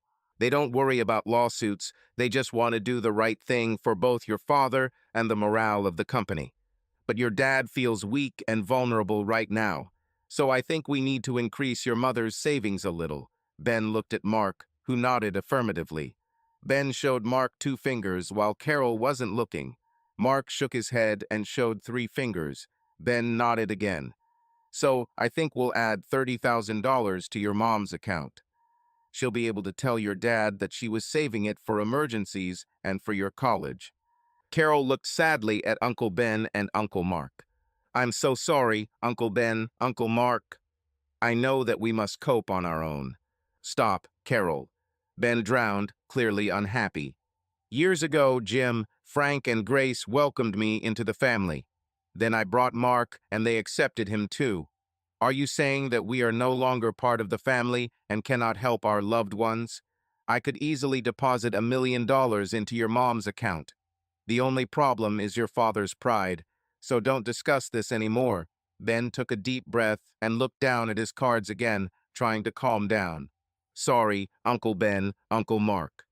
You are part of the family, I love you," Carol said with tears in her eyes. Ben looked up. "Don't worry, Carol. Sorry for yelling. We're all under a lot of stress and worried about your father. Sorry for yelling. I love you too." Mark decided to change the subject and diffuse the situation. "I have an idea about a new house. Following the housing market crash, many homes remain unfinished near Penny. There are houses where the frame is erected, the roof is installed, but the outside is only Tyvek sheathing, no brick, no siding. Through the municipality, I can find out the current owners and we can make an offer to them. We can hire people to complete the exterior work and complete the interior work ourselves. Many of these houses have now been returned to the banks, and we may be able to find one at a good price." Ben looked at Mark with slight caution. "Sounds like a good idea, but what about finishing the inside yourself? Do you want to make me paint again? You know how much I hate painting. I'd rather hire painters." Mark grinned. "It's time to work honestly. I can handle all the electrical work, but I won't paint or lay tiles. And we will definitely hire a crew to install drywall. I agree about the drywall and, perhaps, insulation too. But you know how much painters charge, and you can save a lot of money this way. I don't care. I won't paint. When Jim gets better and goes on a business trip, next time, boom, I'll hire a crew and they'll do everything in a week. Painters need work too. I'll even squirt a few drops of paint onto my work clothes for good measure. Jim will never know the truth. I didn't earn a lot of money to do a job I hate." Ben gave Mark an angry look with furrowed brows, giving his face an almost primal expression. Mark and Carol laughed. "Okay, you win, but if Jim guesses, you'll have to explain yourself," Mark said. "As for the new house, we may have to find a buyer who will offer a normal price. You may have to use a shell company to buy the house and then resell it when the housing market recovers." Ben nodded with a smile. "No problem. I know about shell companies, but I never had one of my own. I've always dreamed of owning one. There shouldn't be any problems with the car either. I think I can find a good one from the repossessed cars in the county warehouse. You know how he'll want a minivan again. It seems to him that this is the most functional, practical, and wonderful car in the world. It has no taste at all. Maybe we can talk him into an SUV. Now, let's find him a deal on an SUV that he simply can't refuse." Ben laughed. "Please do it," Carol added with slight embarrassment. "Dad has no taste at all. The only good clothes he has are the suits you chose for him." Ben patted her hand. "Don't worry, dear. Just leave it to Uncle Ben. Jim always brags about how much stuff his minivan can fit in compared to Janice's or mine," Mark said. "We even took his junk to auctions. Like I said, I'll take care of it. Let's buy him an SUV with a tow bar, and then we'll all chip in and buy a nice trailer and leave it at Jim's house. If we or he needs to transport something large, we will have a trailer. That's it. Stop talking about all sorts of nonsense. Let's play cards." At this time in the hospital, Janice and Nancy were walking along the corridor. They went into the store and bought several magazines and new books that Janice thought Jim would like. She hoped he would be asleep when she arrived. Then it would be easier for her. He would wake up and see his devoted wife next to him. But if he was awake, Janice would feel more guilty than ever before him. After all, she had not visited him for so long. She didn't know what to say to him if he was awake. To her chagrin, she heard voices in his room. One of them belonged to Jim. Janice decided to stop at the door and listen. "Don't worry, Jim. All of us at work and in management are worried about you and will make sure that everything is okay with you. You can recover peacefully. You have compensation for your work injury and will cover the rest so you get your full salary plus bonuses as usual. Of course, all medical expenses are also paid. I talked to the doctors and they think it could take 3 months for a full recovery. If it turns out faster, great. If it takes longer, that's okay too, don't worry. Now about compensation for pain and suffering. If you want to go the legal route, I understand. But I have a proposal. Since the doctors are 99% sure that you will fully recover, we are offering double salary with double bonuses until you fully recover. Even when you return to work, until you are 100% fit, you will continue to receive double pay. How do you like this proposal? Sounds very fair, Jim replied. If no unforeseen complications occur, I would like to tentatively agree to your proposal and happily accept it, subject to complete recovery. I also want to tell you how much it means to me that you came in person, Mr. Wilkins. Seeing you, the head of the company, and receiving your words of support is very important to me. Jim, call me Brian. I know that we rarely communicate, but in our company, it is not customary to strictly observe formalities. You've done a great job for us, and we want to keep you. You have a real talent for communicating with clients. Many of them ask you specifically. That's why you go on business trips more often than others. We compensated for this with large bonuses, but I think it's time to increase your basic salary. Jim looked slyly at his boss. Are you going to raise my salary before or after I return to the office? Brian laughed. After you return, I am kind, but not naive. Jim laughed too. Jim, I left you my business card with my mobile number. If you suddenly need something that others haven't taken care of, call me. I'll come visit you in a week. Get well. Thank you, Brian. Goodbye.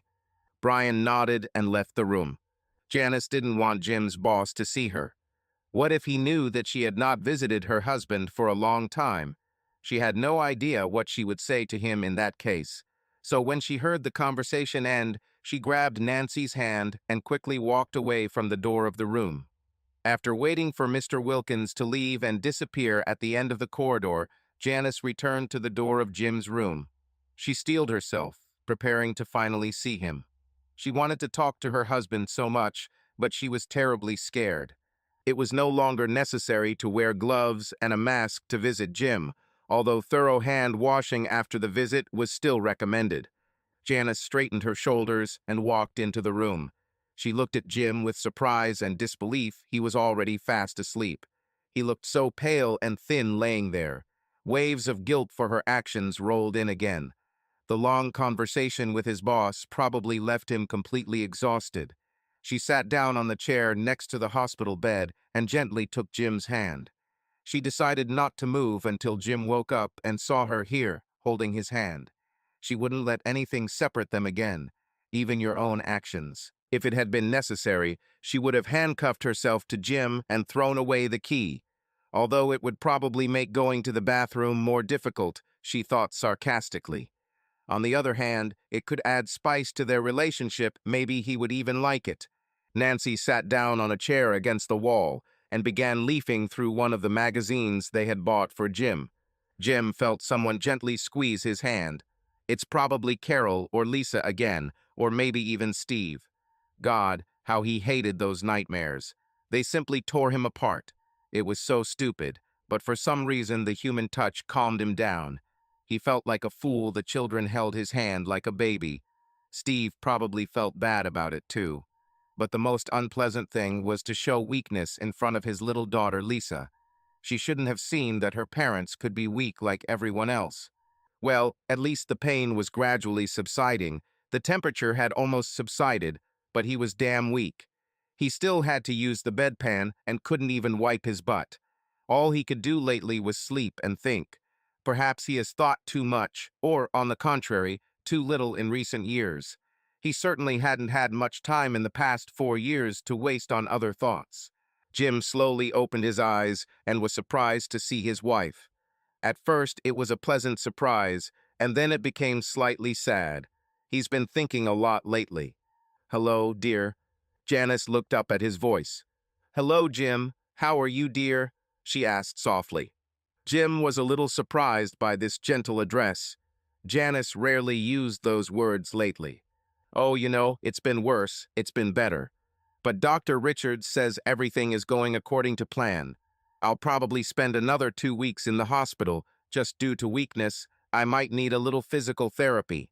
Although, maybe they will send me to a nursing home for this. They want me to stay on antibiotics for a month, but the infection seems to be clearing up. Janice had already learned this information from Carol and Dr. Richards, but Jim had no way of knowing that. "I'm so glad you're feeling better, Jim. I was so worried about you." Janice mentally cursed herself for this banal remark. It sounded like she was speaking to a close friend, rather than to her beloved husband. But she was terribly scared and nervous. It seemed to her that all her sins were written on her face, and Jim saw right through them. "Janice, where have you been? I haven't seen you much since I was hospitalized. Why didn't you come? I don't want to inconvenience you or upset you, but all these days spent in bed have given me too much time to think, and I don't understand your behavior. I love you, but now I'm starting to doubt whether you love me. Honestly, I'm not even sure that you love me at all. Oh, darling, I love you. Sorry for not being there. I was so wrong. But the day you returned home threw me off balance. I didn't take care of you and the kids enough, but I promise that will change. I will never leave you alone again and will return to being a good mother. Just give me a chance, you'll see. I love you so much." "Okay, dear, I'll say something more about this. We are parents and adults in our family. We can't afford to be emotionally broken for more than a week. We must take care of our children. If one of us stumbles for some reason, as happened to me due to illness, the other should try to lend a shoulder. You have to be strong for the children. If you need help, you know Ben and Mark are always happy to help. Sorry if this sounds like a lecture, but so many adults now act like spoiled children, completely irresponsibly. As soon as you get married, you give 100% to this marriage and your spouse. If children appear, then you give them 100% too. Sorry to tell you off again, but I've had too much time to stare at the ceiling and think about it. I broke up again, sorry, dear." Jim shook his head. "Great, I behaved like an idiot," he thought. "Now she will never come back to visit me." Too much time to think made him realize that something was wrong in his marriage. While he tried to give as much as possible, 100%, Janice seemed to give only 40, or at best 60. But now was not the time to bring up the issue. Maybe he'll never pick it up at all. Perhaps his illness will serve as a signal for her to reconsider her behavior. All that remained was to pray. Janice didn't like being talked to like an elementary school student, but she forced herself to calm down and assess the situation as a whole. Her terrible behavior, Jim's hospital bed, and she realized that being offended by her husband's words now would be the height of stupidity. She was still a little angry at Jim for his condescending attitude, but she knew she deserved it, even more than he could have imagined. She swallowed a pang of pride, knowing she deserved more punishment. And in fact, Jim was absolutely right to reprimand her. "Jim, you're right. I should take more care of the family and you." Damn it, Jim thought. Aliens kidnapped my wife and replaced her with someone else. I wonder what these changelings eat. I wonder if they are having sex. Thank you, Mr. Aliens. Jim suppressed a smile. "Thank you, dear, for your generosity. I know I sounded like an ass. Perhaps my feelings were hurt because I just missed you." He mentally praised himself. "That's it, Jim. Apologize, make her feel guilty, remind her that you love her, and at the same time be tactful. You deserve an Oscar, or at least a Clio for this. These painkillers are amazing things." They spent the rest of the visit talking about housework and children. Jim started talking about bills that needed to be paid. Janice replied that Ben was helping her with this. She didn't want to admit that Carol and Ben were doing all the work, but she decided to sit down with them, figure it out, and take matters into her own hands. This is one of her duties. Be careful with Ben. He has a habit of taking the wrong checkbook. "We only have one checkbook, Jim." Janice frowned, puzzled. "Yes, but Ben has his own, and he always gets confused. Or at least that's how he explained it to his father. Regarding my salary, I agreed with my boss that all checks will be transferred directly. Disability compensation, my regular salary and bonuses will be deposited into the account. It may take a week or two for the compensation payments to start coming in, but we'll be fine. You'll just have to check the bank to make sure it's been credited. Please send any bills from my treatment to my office. I have a card with the address and department. I may also receive additional compensation from the company for moral damages. But I don't really count on that until I see the money. It would be nice if this happens. Now it's time for Janice to tell one of her big lies. Jim, dear, I'm so ashamed. I didn't help enough financially. It's okay, no need. Janice interrupted him. No, everything is not all right. You shouldn't be the only breadwinner in the family. I have some savings in my account, but there should be much more. I just spent too much on unnecessary things instead of helping you. I have almost $40,000 in my savings account now, but in all the years I worked and you paid most of my expenses, there should have been a lot more in there. From now on, 2/3 of my salary will go directly to the family budget. Janice felt guilty about keeping 1/3 of her salary. She knew that Jim spent much less of his salary, and almost all of it was spent on gasoline. But she didn't know how she could live on less money. She will try to be as economical as possible, maybe even surprise herself. It wouldn't be so bad to be sick, Jim thought. Janice has savings and is going to help out more. My boss promised double pay for a couple of months. We can save more money for the kids' education, put something toward a retirement fund, and maybe I can finally afford a new used car. Hey, Jim, don't spend it all at once. Just give your minivan a good checkup, replace the brakes, and maybe get some new tires. Oh, honey, that's great. $40,000 is a big help for the children's education fund and our pension, and I really appreciate that you're going to invest so much of your salary.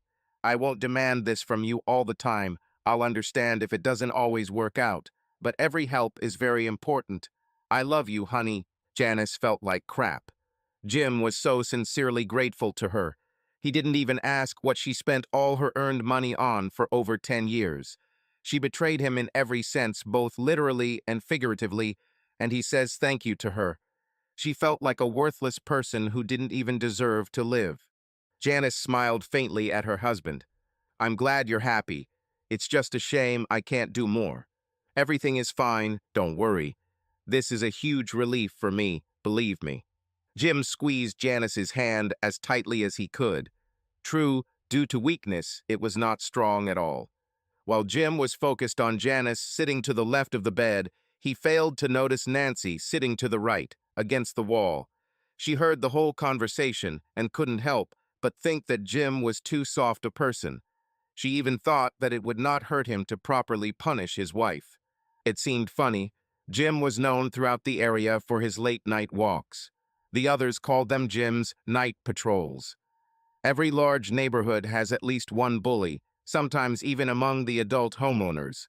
Jim always walked past such houses, showing that he could not be scared and that he was looking after their angry dogs. Such people always had angry dogs. No one knew for sure whether Jim had any physical altercations, but he always had leather gloves sticking out of his back pocket, even in the warmest times of the year. He often went out with a cane. When asked about the cane, he replied that it gave him the appearance of an English gentleman. Nancy once asked her husband about gloves and a cane. He said the gloves were to protect his hands if he had to hit someone, and the cane was for the dogs. Janice told Nancy that she once asked Jim why he walked at night. He replied that he liked the night air and that as a father, he felt it was his duty to make sure his family lived in a safe area and did not feel threatened. And this man, ready to go out every night as if to fight with fists and dogs, allows his wife to do with him as she pleases, and then thanks her for the slightest manifestation of concern. Nancy began to think that maybe Jim needed therapy too. Jim and Janice talked a little more about household chores and brought Nancy into the conversation when Jim noticed her. But the conversation did not last long. Jim felt that he was tired again and could fall asleep at any moment. He asked Janice and Nancy to leave while they were still awake so they could say goodbye. Janice reluctantly left. She wanted to stay the night, but she needed to keep her word and be at work in the morning to contribute to the family budget. I love you, honey. I'll come tomorrow evening. If you need anything or just want to talk, call me. Bye, honey, Jim replied, yawning. Janice and Nancy left his room. Janice felt a little better that she had begun the path to reconciliation with her husband, but realized that she still had a long and difficult road ahead. On Monday, Ben hired an expert to find out all the details about all four of Janice's lovers. On Tuesday, he contacted three of them through an intermediary, except Dany. The messenger informed each of them that Janice had been diagnosed with a sexually transmitted disease and advised them to get tested and submit the results as soon as possible. If they don't, the matter will become public as he will be forced to report to the local health department. All three agreed to be tested the next day and promised to share the results as soon as they received them. Ben, Mark, and Janice decided to postpone revenge until the test results came back. While they waited, Ben hired several extremely good private detectives to collect all possible incriminating information on each of the four men. Finally, the test results came. Only Dany was diagnosed with a sexually transmitted disease. Now Janice, Ben, and Mark were ready to begin their revenge. Over the next 2 weeks, Janice saw a new therapist, Dr. Michelle Ward, twice a week. Dr. Ward, although young, she was only 32 years old, was highly respected and a successful author of professional and popular self-help books. She was very smart, like Ben, whom she met in the Society of Confident Geniuses, as he called it. Michelle became a widow very young when her husband died suddenly due to an unknown heart defect. The first 3 visits, Janice told her story to Dr. Ward, and on the fourth, despite polite expressions, Janice felt as if she had been mercilessly spanked. The gist of the conversation was that Janice was unforgivably selfish and childish, and not only recently and not in the last 6 years, but throughout her entire marriage with Jim. For example, instead of investing her salary into the family budget, she spent it on expensive clothes and dinners, not noticing Jim's hard work or his worn clothes. And then things got worse. Jim continued to fulfill his obligations to his family, and Janice, without bothering to thank her, believed an absurd story about him and allowed it to lead her to cheat. And besides, not with one man, but with 4 at once, and with one of them more than once. All this was said very politely and civilly, as befits a skilled psychiatrist, but Janice still felt completely destroyed. Dr. Ward was well aware that her words burned Janice, but she believed that this was the only way to help the patient realize the depth of her mistakes. Janice too often tried to place blame on others or avoided admitting her shortcomings altogether. Dr. Ward knew her job was to remain coolly objective, but hearing Janice's story made her wonder if Janice had been taking stupid pills for years. Thanks to her meetings with Ben, Michelle knew a little about his adoptive family. Ben often told animated stories about Frank, Grace, and Jim. When it came to Carol, Steve, and Lisa, his tone became proud, almost parental. Janice's story of Jim's efforts and sacrifices over the years also impressed Michelle. She couldn't help but think that he was a true paragon of virtue. But at the same time, it seemed to her that he was a simpleton for allowing Janice to go so far. That same 2 weeks after school, Carol drove herself and her younger brother and sister to the hospital to visit their father. In the evenings, she could be found either training at a local dojo or working out in her home gym. Finally, on Friday, the day before Carol's fight with Mary, Jim was ready to be discharged. The house was prepared by installing a hospital bed in the master bedroom. The room was large enough to accommodate both her and their double bed. Janice, Ben, and Mark went to pick Jim up from the hospital and complete all the necessary formalities. The children stayed home to hang a banner in honor of their father's return. When they arrived at the house, Jim slowly climbed out of the car and, leaning on his walker, headed inside. This tiny journey completely exhausted him. Jim stopped at the stairs leading to the second floor. It seemed to him that going upstairs was an almost impossible task. His family looked at him, especially Lisa, who was visibly worried. She was glad that her father was finally home, but at the same time she was angry with the hospital for releasing him in such a condition. Gathering all his strength, Jim began to rise. Each step took him a minute or two, and all the time he trembled violently, almost falling. The family was on edge, preparing to catch him if he fell. Lisa was in complete panic, seeing her father's weakness, and at the same time rejoicing at his return. In the end, Jim, unable to bear it, carefully lowered himself onto one of the steps, finding himself in a sitting position. His family breathed a sigh of relief and fear at the same time, uttering all sorts of encouraging phrases. "Careful, he's falling. Ooh, oh no, be careful, be careful." Finally, Jim said, "I'm fine, I just need to catch my breath." At this point, Mark and Ben decided it was time to stop this torture. Mark took Jim under the arms and began to carefully lift him, backing up the stairs while Ben supported his legs from behind, helping him move forward. "Well, that will do too," Jim said with a slight smile, allowing his family to help him get to the top floor. Jim was lying in a hospital bed, which was placed right next to a regular bed, which required rearranging the furniture a little. Janice insisted on it, saying that during the night she would have to reach out to touch Jim. They laid him down and undressed him, and he immediately fell asleep from fatigue and stress. Janice lay down on the edge of the king-size bed and reached out to hug Jim. She said she just wanted to relax a little with him and would be back downstairs soon. Everyone quietly left the room. An hour later, Lisa looked into the bedroom and saw that her mother was fast asleep, hugging her husband. Lisa felt that something strange was happening, but no one explained anything. But now Dad is home, and he will fix everything, as always. Saturday was the day for a showdown, and Mary was given a meeting place. Mark found an abandoned factory. Because he didn't want anyone to get accidentally hurt, he spent several evenings preparing the floor by pulling a bunch of old packing foam from the recycling center and taping it to the floor, then stretching 4 large tarps over the top. It wasn't a boxing ring or a tatami, but it was close enough. Marge drove Mary to the place. For the last 2 weeks, Mary has been playing sports, which surprised her husband, who had already begun to suspect that his wife was not her, but that she had been replaced. She also tried taking self-defense classes, but performed poorly. Mary asked the instructor what to do if she got into a fight. Seeing that she couldn't run, couldn't hit, and didn't know how to fight at all, the instructor told her that her only option was to pray for salvation. Mark, Ben, and Janice came to watch it and keep order. Janice didn't care what happened to Mary, but she was worried about her own child. Carol was wearing a sports top and cycling shorts. Mary was wearing stylish sweatpants that aren't supposed to be worn for sports. Carol's plan was to tire Mary to the point of complete exhaustion and then give her a good ride. She expected the fight to last about an hour.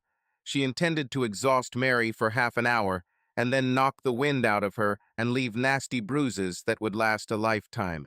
She wanted to tire her out first so that Mary couldn't hit her back. If Carol had returned home with bruises, it would have been difficult to explain them to her father. Carol's plan lasted 10 minutes. First, she approached Mary with light spanks and gentle blows to the shoulders. 20 minutes later, Mary was on the floor, sobbing and begging Carol to stop, screaming how sorry she was. Everyone in the audience was shocked, and even Janice thought it was time to end it. Carol was disappointed. She didn't even manage to cause any serious damage to Mary. In 3 days, Mary will be as good as new again, but now she lies and roars. What a weakling, Carol thought. She realized she had to do something else to make sure Mary remembered it. She had an evil thought and was about to ask everyone to leave, but then she realized that this would ruin the floor covering and expose Uncle Mark. So instead, she grabbed Mary by the hair and started dragging her towards the old office. Mary screamed in pain, and Carol said, "Crawl or get up if it hurts too much, but you are coming with me." "Don't worry, guys, the fight is over. We'll be back in 5 minutes." Carol dragged Mary into the dirty old bathroom and threw her on the floor. She then took off her shorts and urinated on her, while Mary screamed and Carol told her to shut up. "You're lucky that it's just like that. Don't try to piss me off again, otherwise I'll do something worse." Carol returned to the others. "It's time to go home. Marge, it's your turn tomorrow. See you." On the way out, Mark and Ben began to imitate her, waving their arms and half-lidding their eyes. "Adrian, Adrian." Carol glared at them. "I trained for 2 weeks for this." Yes, Lisa could handle it with one hand. I didn't even sweat, but Marge seemed to be even worse. Don't get too cocky, Janice warned. In high school, Marge was quite athletic. Okay, then maybe I'll send Lisa and she'll use both hands. You promised me lasagna for dinner if I didn't send her to the hospital, Uncle Mark. Let's go. The next day, as Janice had warned, Marge actually resisted more. 40 minutes later, she collapsed exhaustively on the tarpaulin, not scared, but simply completely exhausted. Carol managed to leave a few decent bruises, although not as many as she would have liked. At the end of the fight, Marge apologized to everyone and told Janice that she prayed that she could work things out with Jim. Now it's time to move on to the other four jokers. Mark and Ben had a girlfriend at a local drama school, which confirmed the stereotype that all gay men have friends in the theater. This woman, married, by the way, was a real master of makeup. With the help of extensions and makeup, she turned Mark into a typical thug, gave Ben slightly slanted eyes, and turned him into a Japanese yakuza. Janice went on her own, but Ben gave her a stun gun in case things got out of hand. The plan was this. Late at night, they would lay in wait for one of the men when he was alone, and there was a trash can nearby. This was important to their plan. Their task was to intimidate the victim, threaten physically, economically, and legally. Janice would act out the role of the remorseful, vengeful wife, and then they would dump the victim into a dumpster, securing the lids with weak plastic ties so that the victim could free himself. Janice had created an ironclad alibi for herself, and Ben and Mark, with their makeup, didn't need it. We saved Dany for last. He was a special case. Dany is tired. It's been a long day at work. Although every day was long for him, he understood that you don't look a gift horse in the mouth, and the free apartment he received as a full-service technician was far from everything, including trash cans. Late at night, when all he wanted to do was sleep so he could get ready for his second job, it was pure torture. Throwing his bags into the trash, he suddenly realized that he was surrounded by three figures. Janice had been waiting for this moment for a long time and specially prepared a garbage container, placing 4 large rats and 6 snakes that she caught herself. Well, hello, Dany, remember me. Dany slowly turned towards the sound of her voice. Damn, he thought. Marge warned that they might come after me, but I stopped being careful. I'm too tired for this today. Hello, Janice. I'm really sorry about the syphilis. You can't even imagine how much I pray that I don't have HIV. I would be disgusted to infect you and your husband with something like that. But almost 3 months have passed, and the tests are still negative. Janice was taken aback. He was too calm. Things didn't go as she planned. It was time for her to move on to her role. Dany, you knew I was married. You helped me betray my husband. You probably even knew that Jim never cheated on me. She almost screamed. You're right, Janice. I shouldn't have done this. The last months have been difficult for me. Sorry. An apology is not enough. I did some research. Your ex filed a restraining order against you. You have a lot of debt. You lost your job as an office manager. This man, she pointed to the made-up Ben, is a friend of my husband from Japan. He said that he owes him honor, and I am collecting the debt for my sick husband. I want you to keep your mouth shut about our affair and get out of the state in a week. Are you kidding? Janice was furious that things weren't going according to her plan. Get away from him, Ma. Roscoe, she ordered. Mark walked away from Dany, and Janice, as she had rehearsed, shot him in the groin with a stun gun. Mark and Ben were afraid that she had shocked him. This was not part of their plan, but this entire evening did not turn out as planned, and did not go like it did with the other 3. Dany collapsed to the floor. This bitch shot my manship, he thought. He immediately recognized the stun gun because he himself bought one for his ex-fiancée. The shock lasted 30 seconds, but he was immobilized for several more minutes. Having come to his senses, he pretended to be weaker than he was and pulled out the electrodes as quickly as possible. He didn't want this bitch to hit him again. Fortunately, the electrodes hit just below the belt and not where he first thought. During this time, Mark rushed to Janice and took the stun gun from her. Dany rose to his feet, ready to fight, and roared. "You stupid, fucking idiots. I could put you all in jail. Do you think I don't know who you are? These pathetic masks make me laugh, Mr. Japanese Yakuza. You are Ben, and you are Mark. And you," he pointed to Janice, "also hit me with a stun gun. You just left a bunch of marks. No matter how you purchase and activate this device, it can be tracked. You probably chose this place because there are no cameras.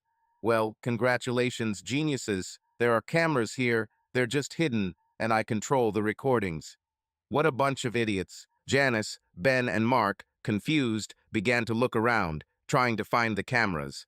They did not try to escape, realizing that if they did not resolve the situation, they could end up behind bars, and Janice's betrayal would become public knowledge. "And you," Dany turned to Janice, "are a lying cheater. I'm sorry about the syphilis, but have you ever thought about where I got it from? I picked it up from my ex-fiancée. I worked to pay for her college, and she had sex with other students behind my back. And then, when I received my diploma, I decided that she no longer needed me. I forgot that we agreed that now she will support me while I study. This bitch also made up lies against me to get a restraining order. Because of her, I lost my job." Dany looked around at them, filled with anger. "So while I'm sorry that I infected your husband, I'm not so upset that another cheater got syphilis." "You knew that my husband didn't cheat," Janice shouted. "Of course I knew. Anyone with an ounce of common sense would understand this. He drives an old junk car and wears his clothes to pieces. Do you really think he could have stayed at the Hilton and faked plane tickets? How stupid are you? All your neighbors admire and respect him. I think my sister started all this out of jealousy." Janice was silent, unable to answer. "Your salary is twice as much as hers, 3 times more vacation. You have a husband whom she calls sexy as hell, and who constantly travels the world. You're spending money on designer clothes that she can't afford. And you also have 3 children, and her husband is infertile and refuses to adopt." Dany continued. "I'm not saying she knew for sure that Jim wasn't cheating, but maybe she just allowed herself to believe it in order to knock you off your pedestal a little." He paused before finishing. "Yes, I was going to tell your husband about our affair, but he returned from the trip so sick that I decided to wait. I even have photos to show him. But like Marge said, you seem to be remorseful, so I'll keep my mouth shut for now. If I hear that you are cheating again, I will tell you everything." Janice sat on the ground, completely broken. Things didn't go as she planned. "I'm coming home. Tomorrow I have another wonderful day at work as a security guard." "Damn you all," Dany said and left. Mark helped Janice up. 3 humiliated and depressed people slowly walked towards the car. As they walked, Janice tried to pull herself together. She thought about what Carol had said, "You have to get back up, even when life knocks you down." She squared her shoulders, pushed away Mark's hand, who was trying to support her, and said, "Yes, I was a worthless cheater, but I recommit myself to Jim, our marriage, and our family." Ben and Mark exchanged silent glances. Dany's revelations shocked them. They began to wonder if they had given Janice a second chance and thought about what to say to Carol. Jim was slowly recovering at home. 2 months after he fell ill, he returned to work, but at first only part-time. Even more important to him was that he enjoyed his wife for the first time in 8 years. This became almost a daily ritual for him.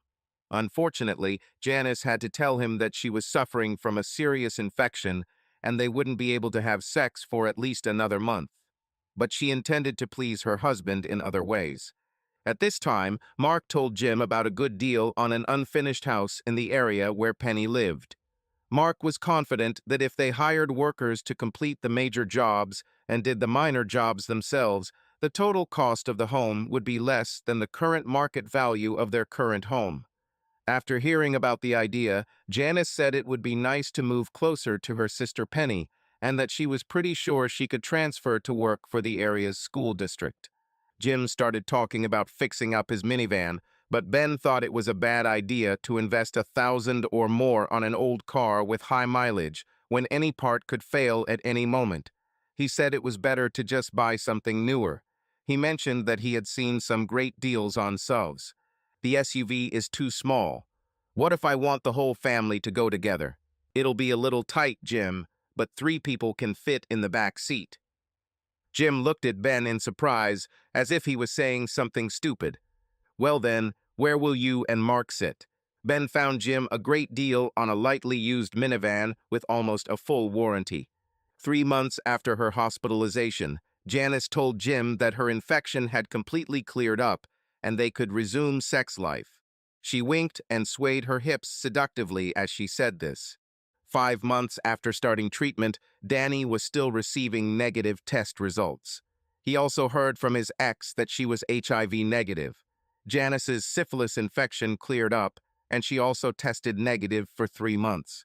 On their first night back to a full sex life, Jim decided to repay Janice for all the pleasure she gave him.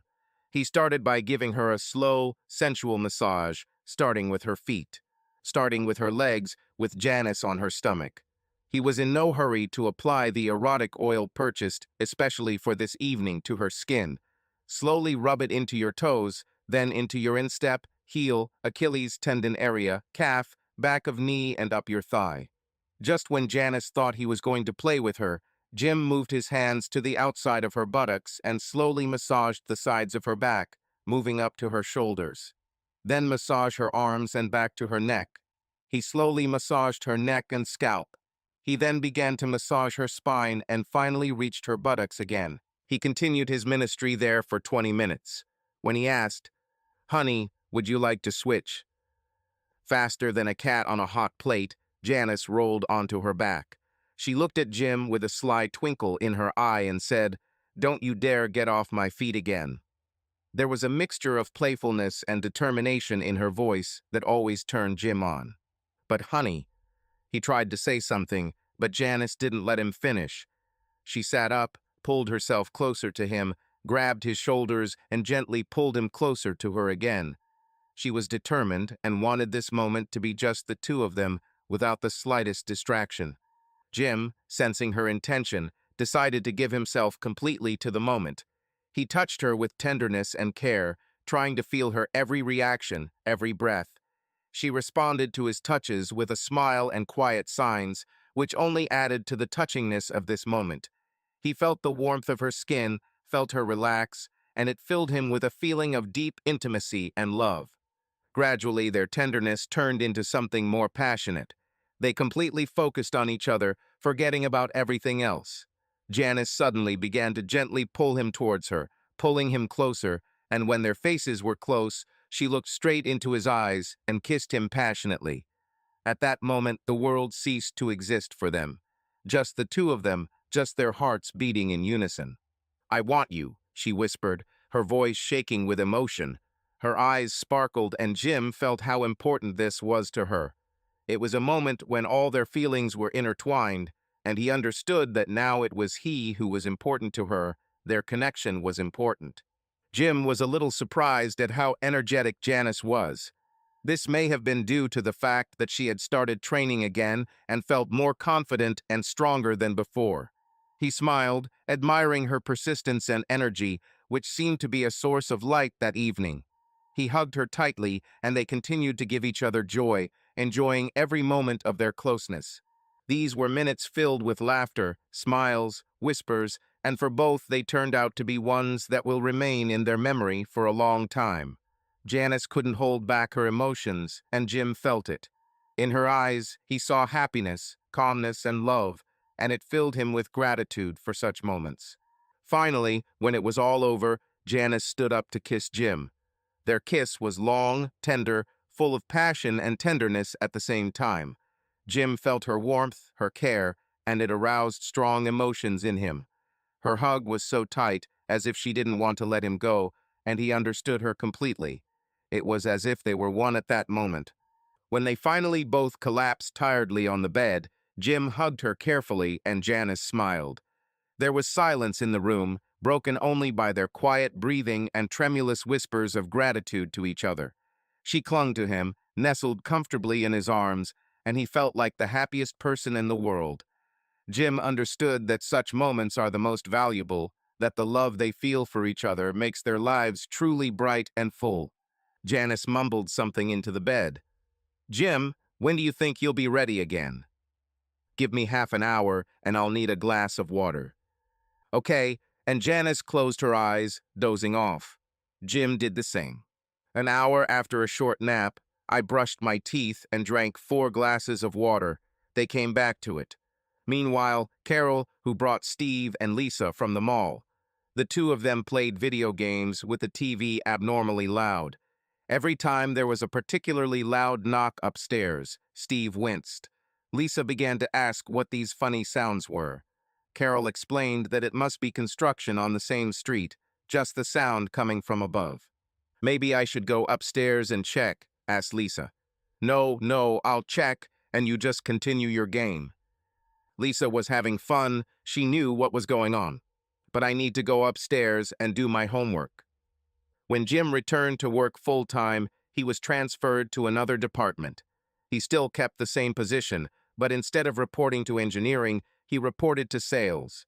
The VP of sales, seeing a decline in revenue, conducted a sales analysis and commissioned a customer satisfaction report. Both local and international sellers have used Jim as a resource for their clients. Jim was an extremely competent engineer. His calm and respectful manner of communicating with customers, as well as their sometimes aggressively pointed questions, tended to turn into a firm purchase during a dubious sale. On the support side, Jim was the company's chief troubleshooter.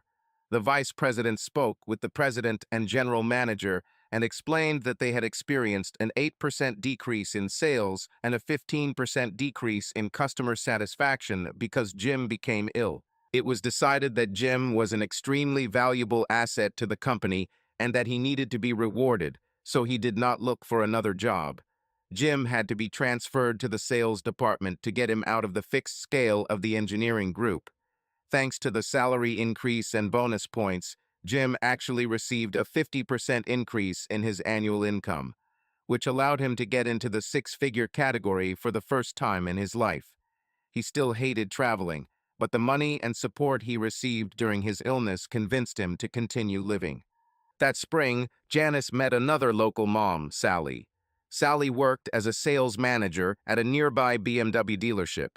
Janice admitted to her that her taste for expensive clothes was out of control. Sally, who was also well-dressed, had the same addiction as Janice and admired her outfits and came up with an idea. "You know, we have a vacancy in our salon. We haven't had any women on the sales floor since I was promoted. Simply put, there are sales that only a well-dressed, attractive woman can make. Sometimes another woman feels uncomfortable with a man and wants a female salesperson.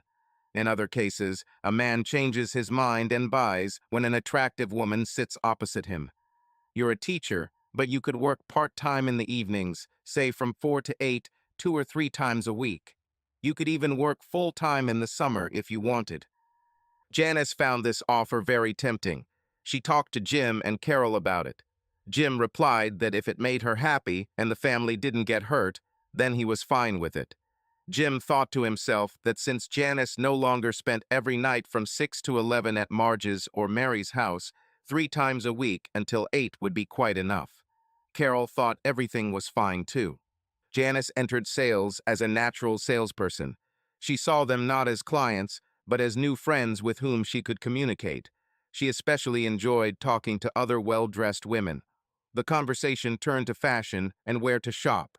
Bonds will form, and then they won't consider buying from anyone other than Janice.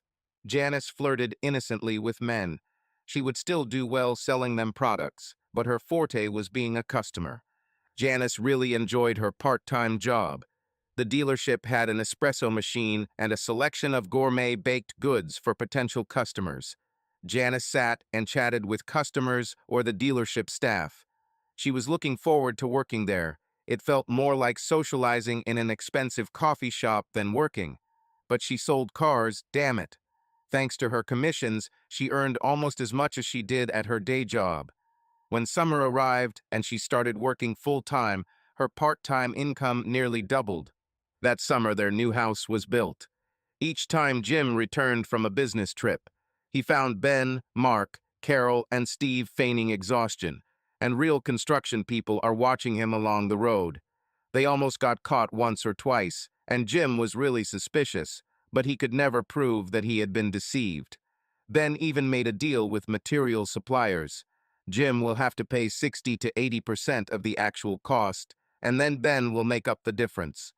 The kitchen, which should have cost Jim and Janice more than $25,000, cost them 16. Ben knew about Jim's increased income, but he just wanted to help his brother and his family. Jim was happy as a clam. He lived in the country, made more money, had a loving wife back, and his sex life was better than ever. 6 months after Janice started therapy, she decided to stop. She thought she had learned enough about herself, and with 2 jobs, she really didn't have time for it. And Dr. Ward could be very strict with Janice at times.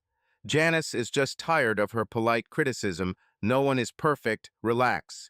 Instead of attending a 4-year university, Carol decided to attend a community college for her first 2 years. Much the same way her father and Uncle Ben did.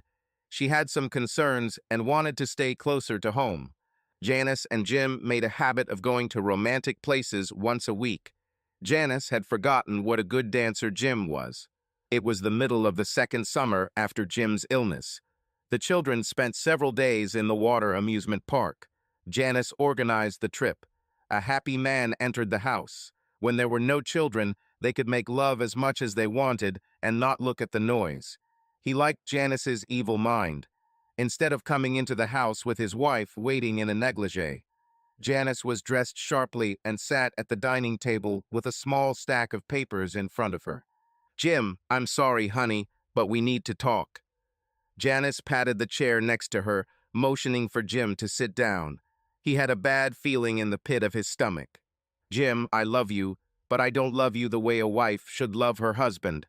I love you as family and as a wonderful father to my children, but I need to spread my wings a little. I need more excitement than being a wife and mother gives me. I'm so sorry, Jim. I tried so hard."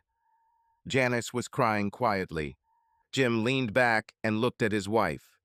"Who is this strange man?" thought Jim. Janice's eyes were half closed, and she expected Jim to lean over and hug her, but he didn't. She looked up to see Jim leaning back, a look of shock and disbelief on his face. Jim felt his heart jump out of his chest, through his ass, and hit the floor. "Janice, everything has been so good lately. You have to be kidding me, right?" "I'm sorry, Jim." She handed him a stack of papers. "These are divorce papers. I'm asking for very little. I know you've paid for almost everything over the years. I think we should share custody of the children. I've already made a down payment on the condominium." And it was more than true. She had already bought a condominium from one of her clients. Janice had just finished furnishing it too. "This is so hard for me, Jim. Please understand. I already took out my clothes. I have to go now, Jim. It's too hard." Janice left the house in tears. When she got into the car, she stopped crying and took a deep breath, relieved that she had finally done it. "This is truly the best thing for us. Perhaps in time we will even be together again, but I need it." She started the car and drove away. Jim remained sitting at the table. What the hell just happened? What the hell just happened? Jim whispered to himself, staring blankly at the divorce papers. Carol, Steve, and Lisa returned home the next day. Uncle Mark was waiting on the porch. "Before you go inside, I need to talk to you. I have bad news." Carol didn't want any of this, and her uncle pushed her. She saw her father sitting on the sofa. He was very upset. Uncle Ben was with him. Uncle Ben looked at Carol and slowly shook his head. "That bitch," Carol muttered. She ran to her parents' bedroom and opened their closets. She saw that all her mother's clothes were missing. "This bitch," she screamed. 2 years have passed since Janice left. It wasn't easy at first, she thought, but it was for the better. I have a good relationship with the children again, and I even see Jim on holiday. Although it's funny that he hasn't invited me to Thanksgiving yet, it's already November. Janice met Carol at a fancy restaurant and dance establishment. Not the usual place for a mother and daughter to meet, but Carol chose it. She joked that maybe they could pick up men together. Janice and her daughter were ushered into a small, elegant booth at the back of the building, just the right place for a little private conversation. You know, Mom, you never really knew how devastated Dad was after you left him like that. The first 2 weeks he was in complete despair and had to take time off from work. He couldn't see you for 2 months. Uncle Ben and Uncle Mark practically lived with us all this time. You completely fooled him. I should have warned him. I knew you were up to something, but do it so suddenly and completely while he was all alone. It was cold. I'm so sorry, Carol. I just didn't know how to do otherwise. It's not like I took anything from him. I took my share of the pension, and Jim made me take another 20,000 from our savings. She took so little because she knew Jim would take care of the children. Janice had pride, too, and knew that much of their savings, college funds, and private retirement accounts were the fruits of Jim's hard work and careful management. But in the back of her mind, there was a possibility that one day she would want to return home, so she also wanted to leave a home that she could return to. Look at the bar, Mom. Do you see this group of men waiting to get their drinks because the waiters here are so slow? Janice looked at the bar and saw a crowd of well-dressed, attractive men. One in particular caught her attention. Yum. He would be so distinguished and so well-dressed if Carol were not here. Oh my God, it's Jim. Yes, that's true. You've taken Dad for granted for too long. You have trained yourself to never see him as sexually desirable. Your friends thought he was sexy as hell, but that didn't matter to you. You couldn't see him. Thus, the grass was always greener somewhere else. Damn, my friends think he's handsome. My best friend Linda dreams of him, and if he weren't my father, I'd jump on his bones in a heartbeat. So this is part of my revenge, Mom. I still love you, but you hurt my father. If he did something to hurt you, I would want to get back at him too. You promised me that you would do everything in your power. The power to save your marriage, you lied. You gave up after just over a year and a half. Don't think of it like this. I love Dad more. This is payback. I can't let you leave without balancing the books for Dad. Keep looking at him, Mom. Look how well he is dressed. Now that he can afford it, there is someone in the house who cares about how he dresses. Look how almost every woman here looks at him. Look what he is like. Talking at the bar, and he attracts everyone's attention. Oh, look as he walks back to his table, drink in hand. He moves so gracefully, and again, all the women follow him with their eyes. A few deep breaths. Doesn't that make you feel better about your dad? I know it affects me. Sometimes I wish I was his daughter. Janice had to admit that Jim was so well dressed in this setting, and she had not seen him for 11 months. She felt something more than a twinge of desire. Maybe she should ask him to dance. Compared to the men she had seen lately, he seemed more purebred. None of the men she dated lasted longer than a month or two. She was bored with them. She remembered Jim's toned body. Why didn't she realize what she had before letting it go? She took a couple of deep breaths. It would feel so good. She could do it so well for Jim. Why, Mom, I really believe you are blushing. Does Daddy excite you? Janice realized that despite all her lovemaking, in the last year of her marriage, she simply acted and almost never allowed herself to leave. She didn't want to admit Jim's good qualities because it would make it harder for her to dream about other men. Maybe absence makes the heart grow fonder, or maybe it's a comparison. She asked Jim to dance and seduced him on the dance floor. He probably had a date here, but it didn't really matter. She knew she looked good, and she had gotten pretty good at playing seduction. It's time to return to her marriage. She always loved Jim and didn't want to grow old alone. Of course, you realize that you will never have it again, and you will not grow old with it. Janice was confused. Didn't Carol orchestrate all this to get her parents back together? Janice's eyes were still watching Jim. He returned to the table, and the young woman stood up to greet him. Janice was shocked to see that it was her old therapist, Michelle Ward.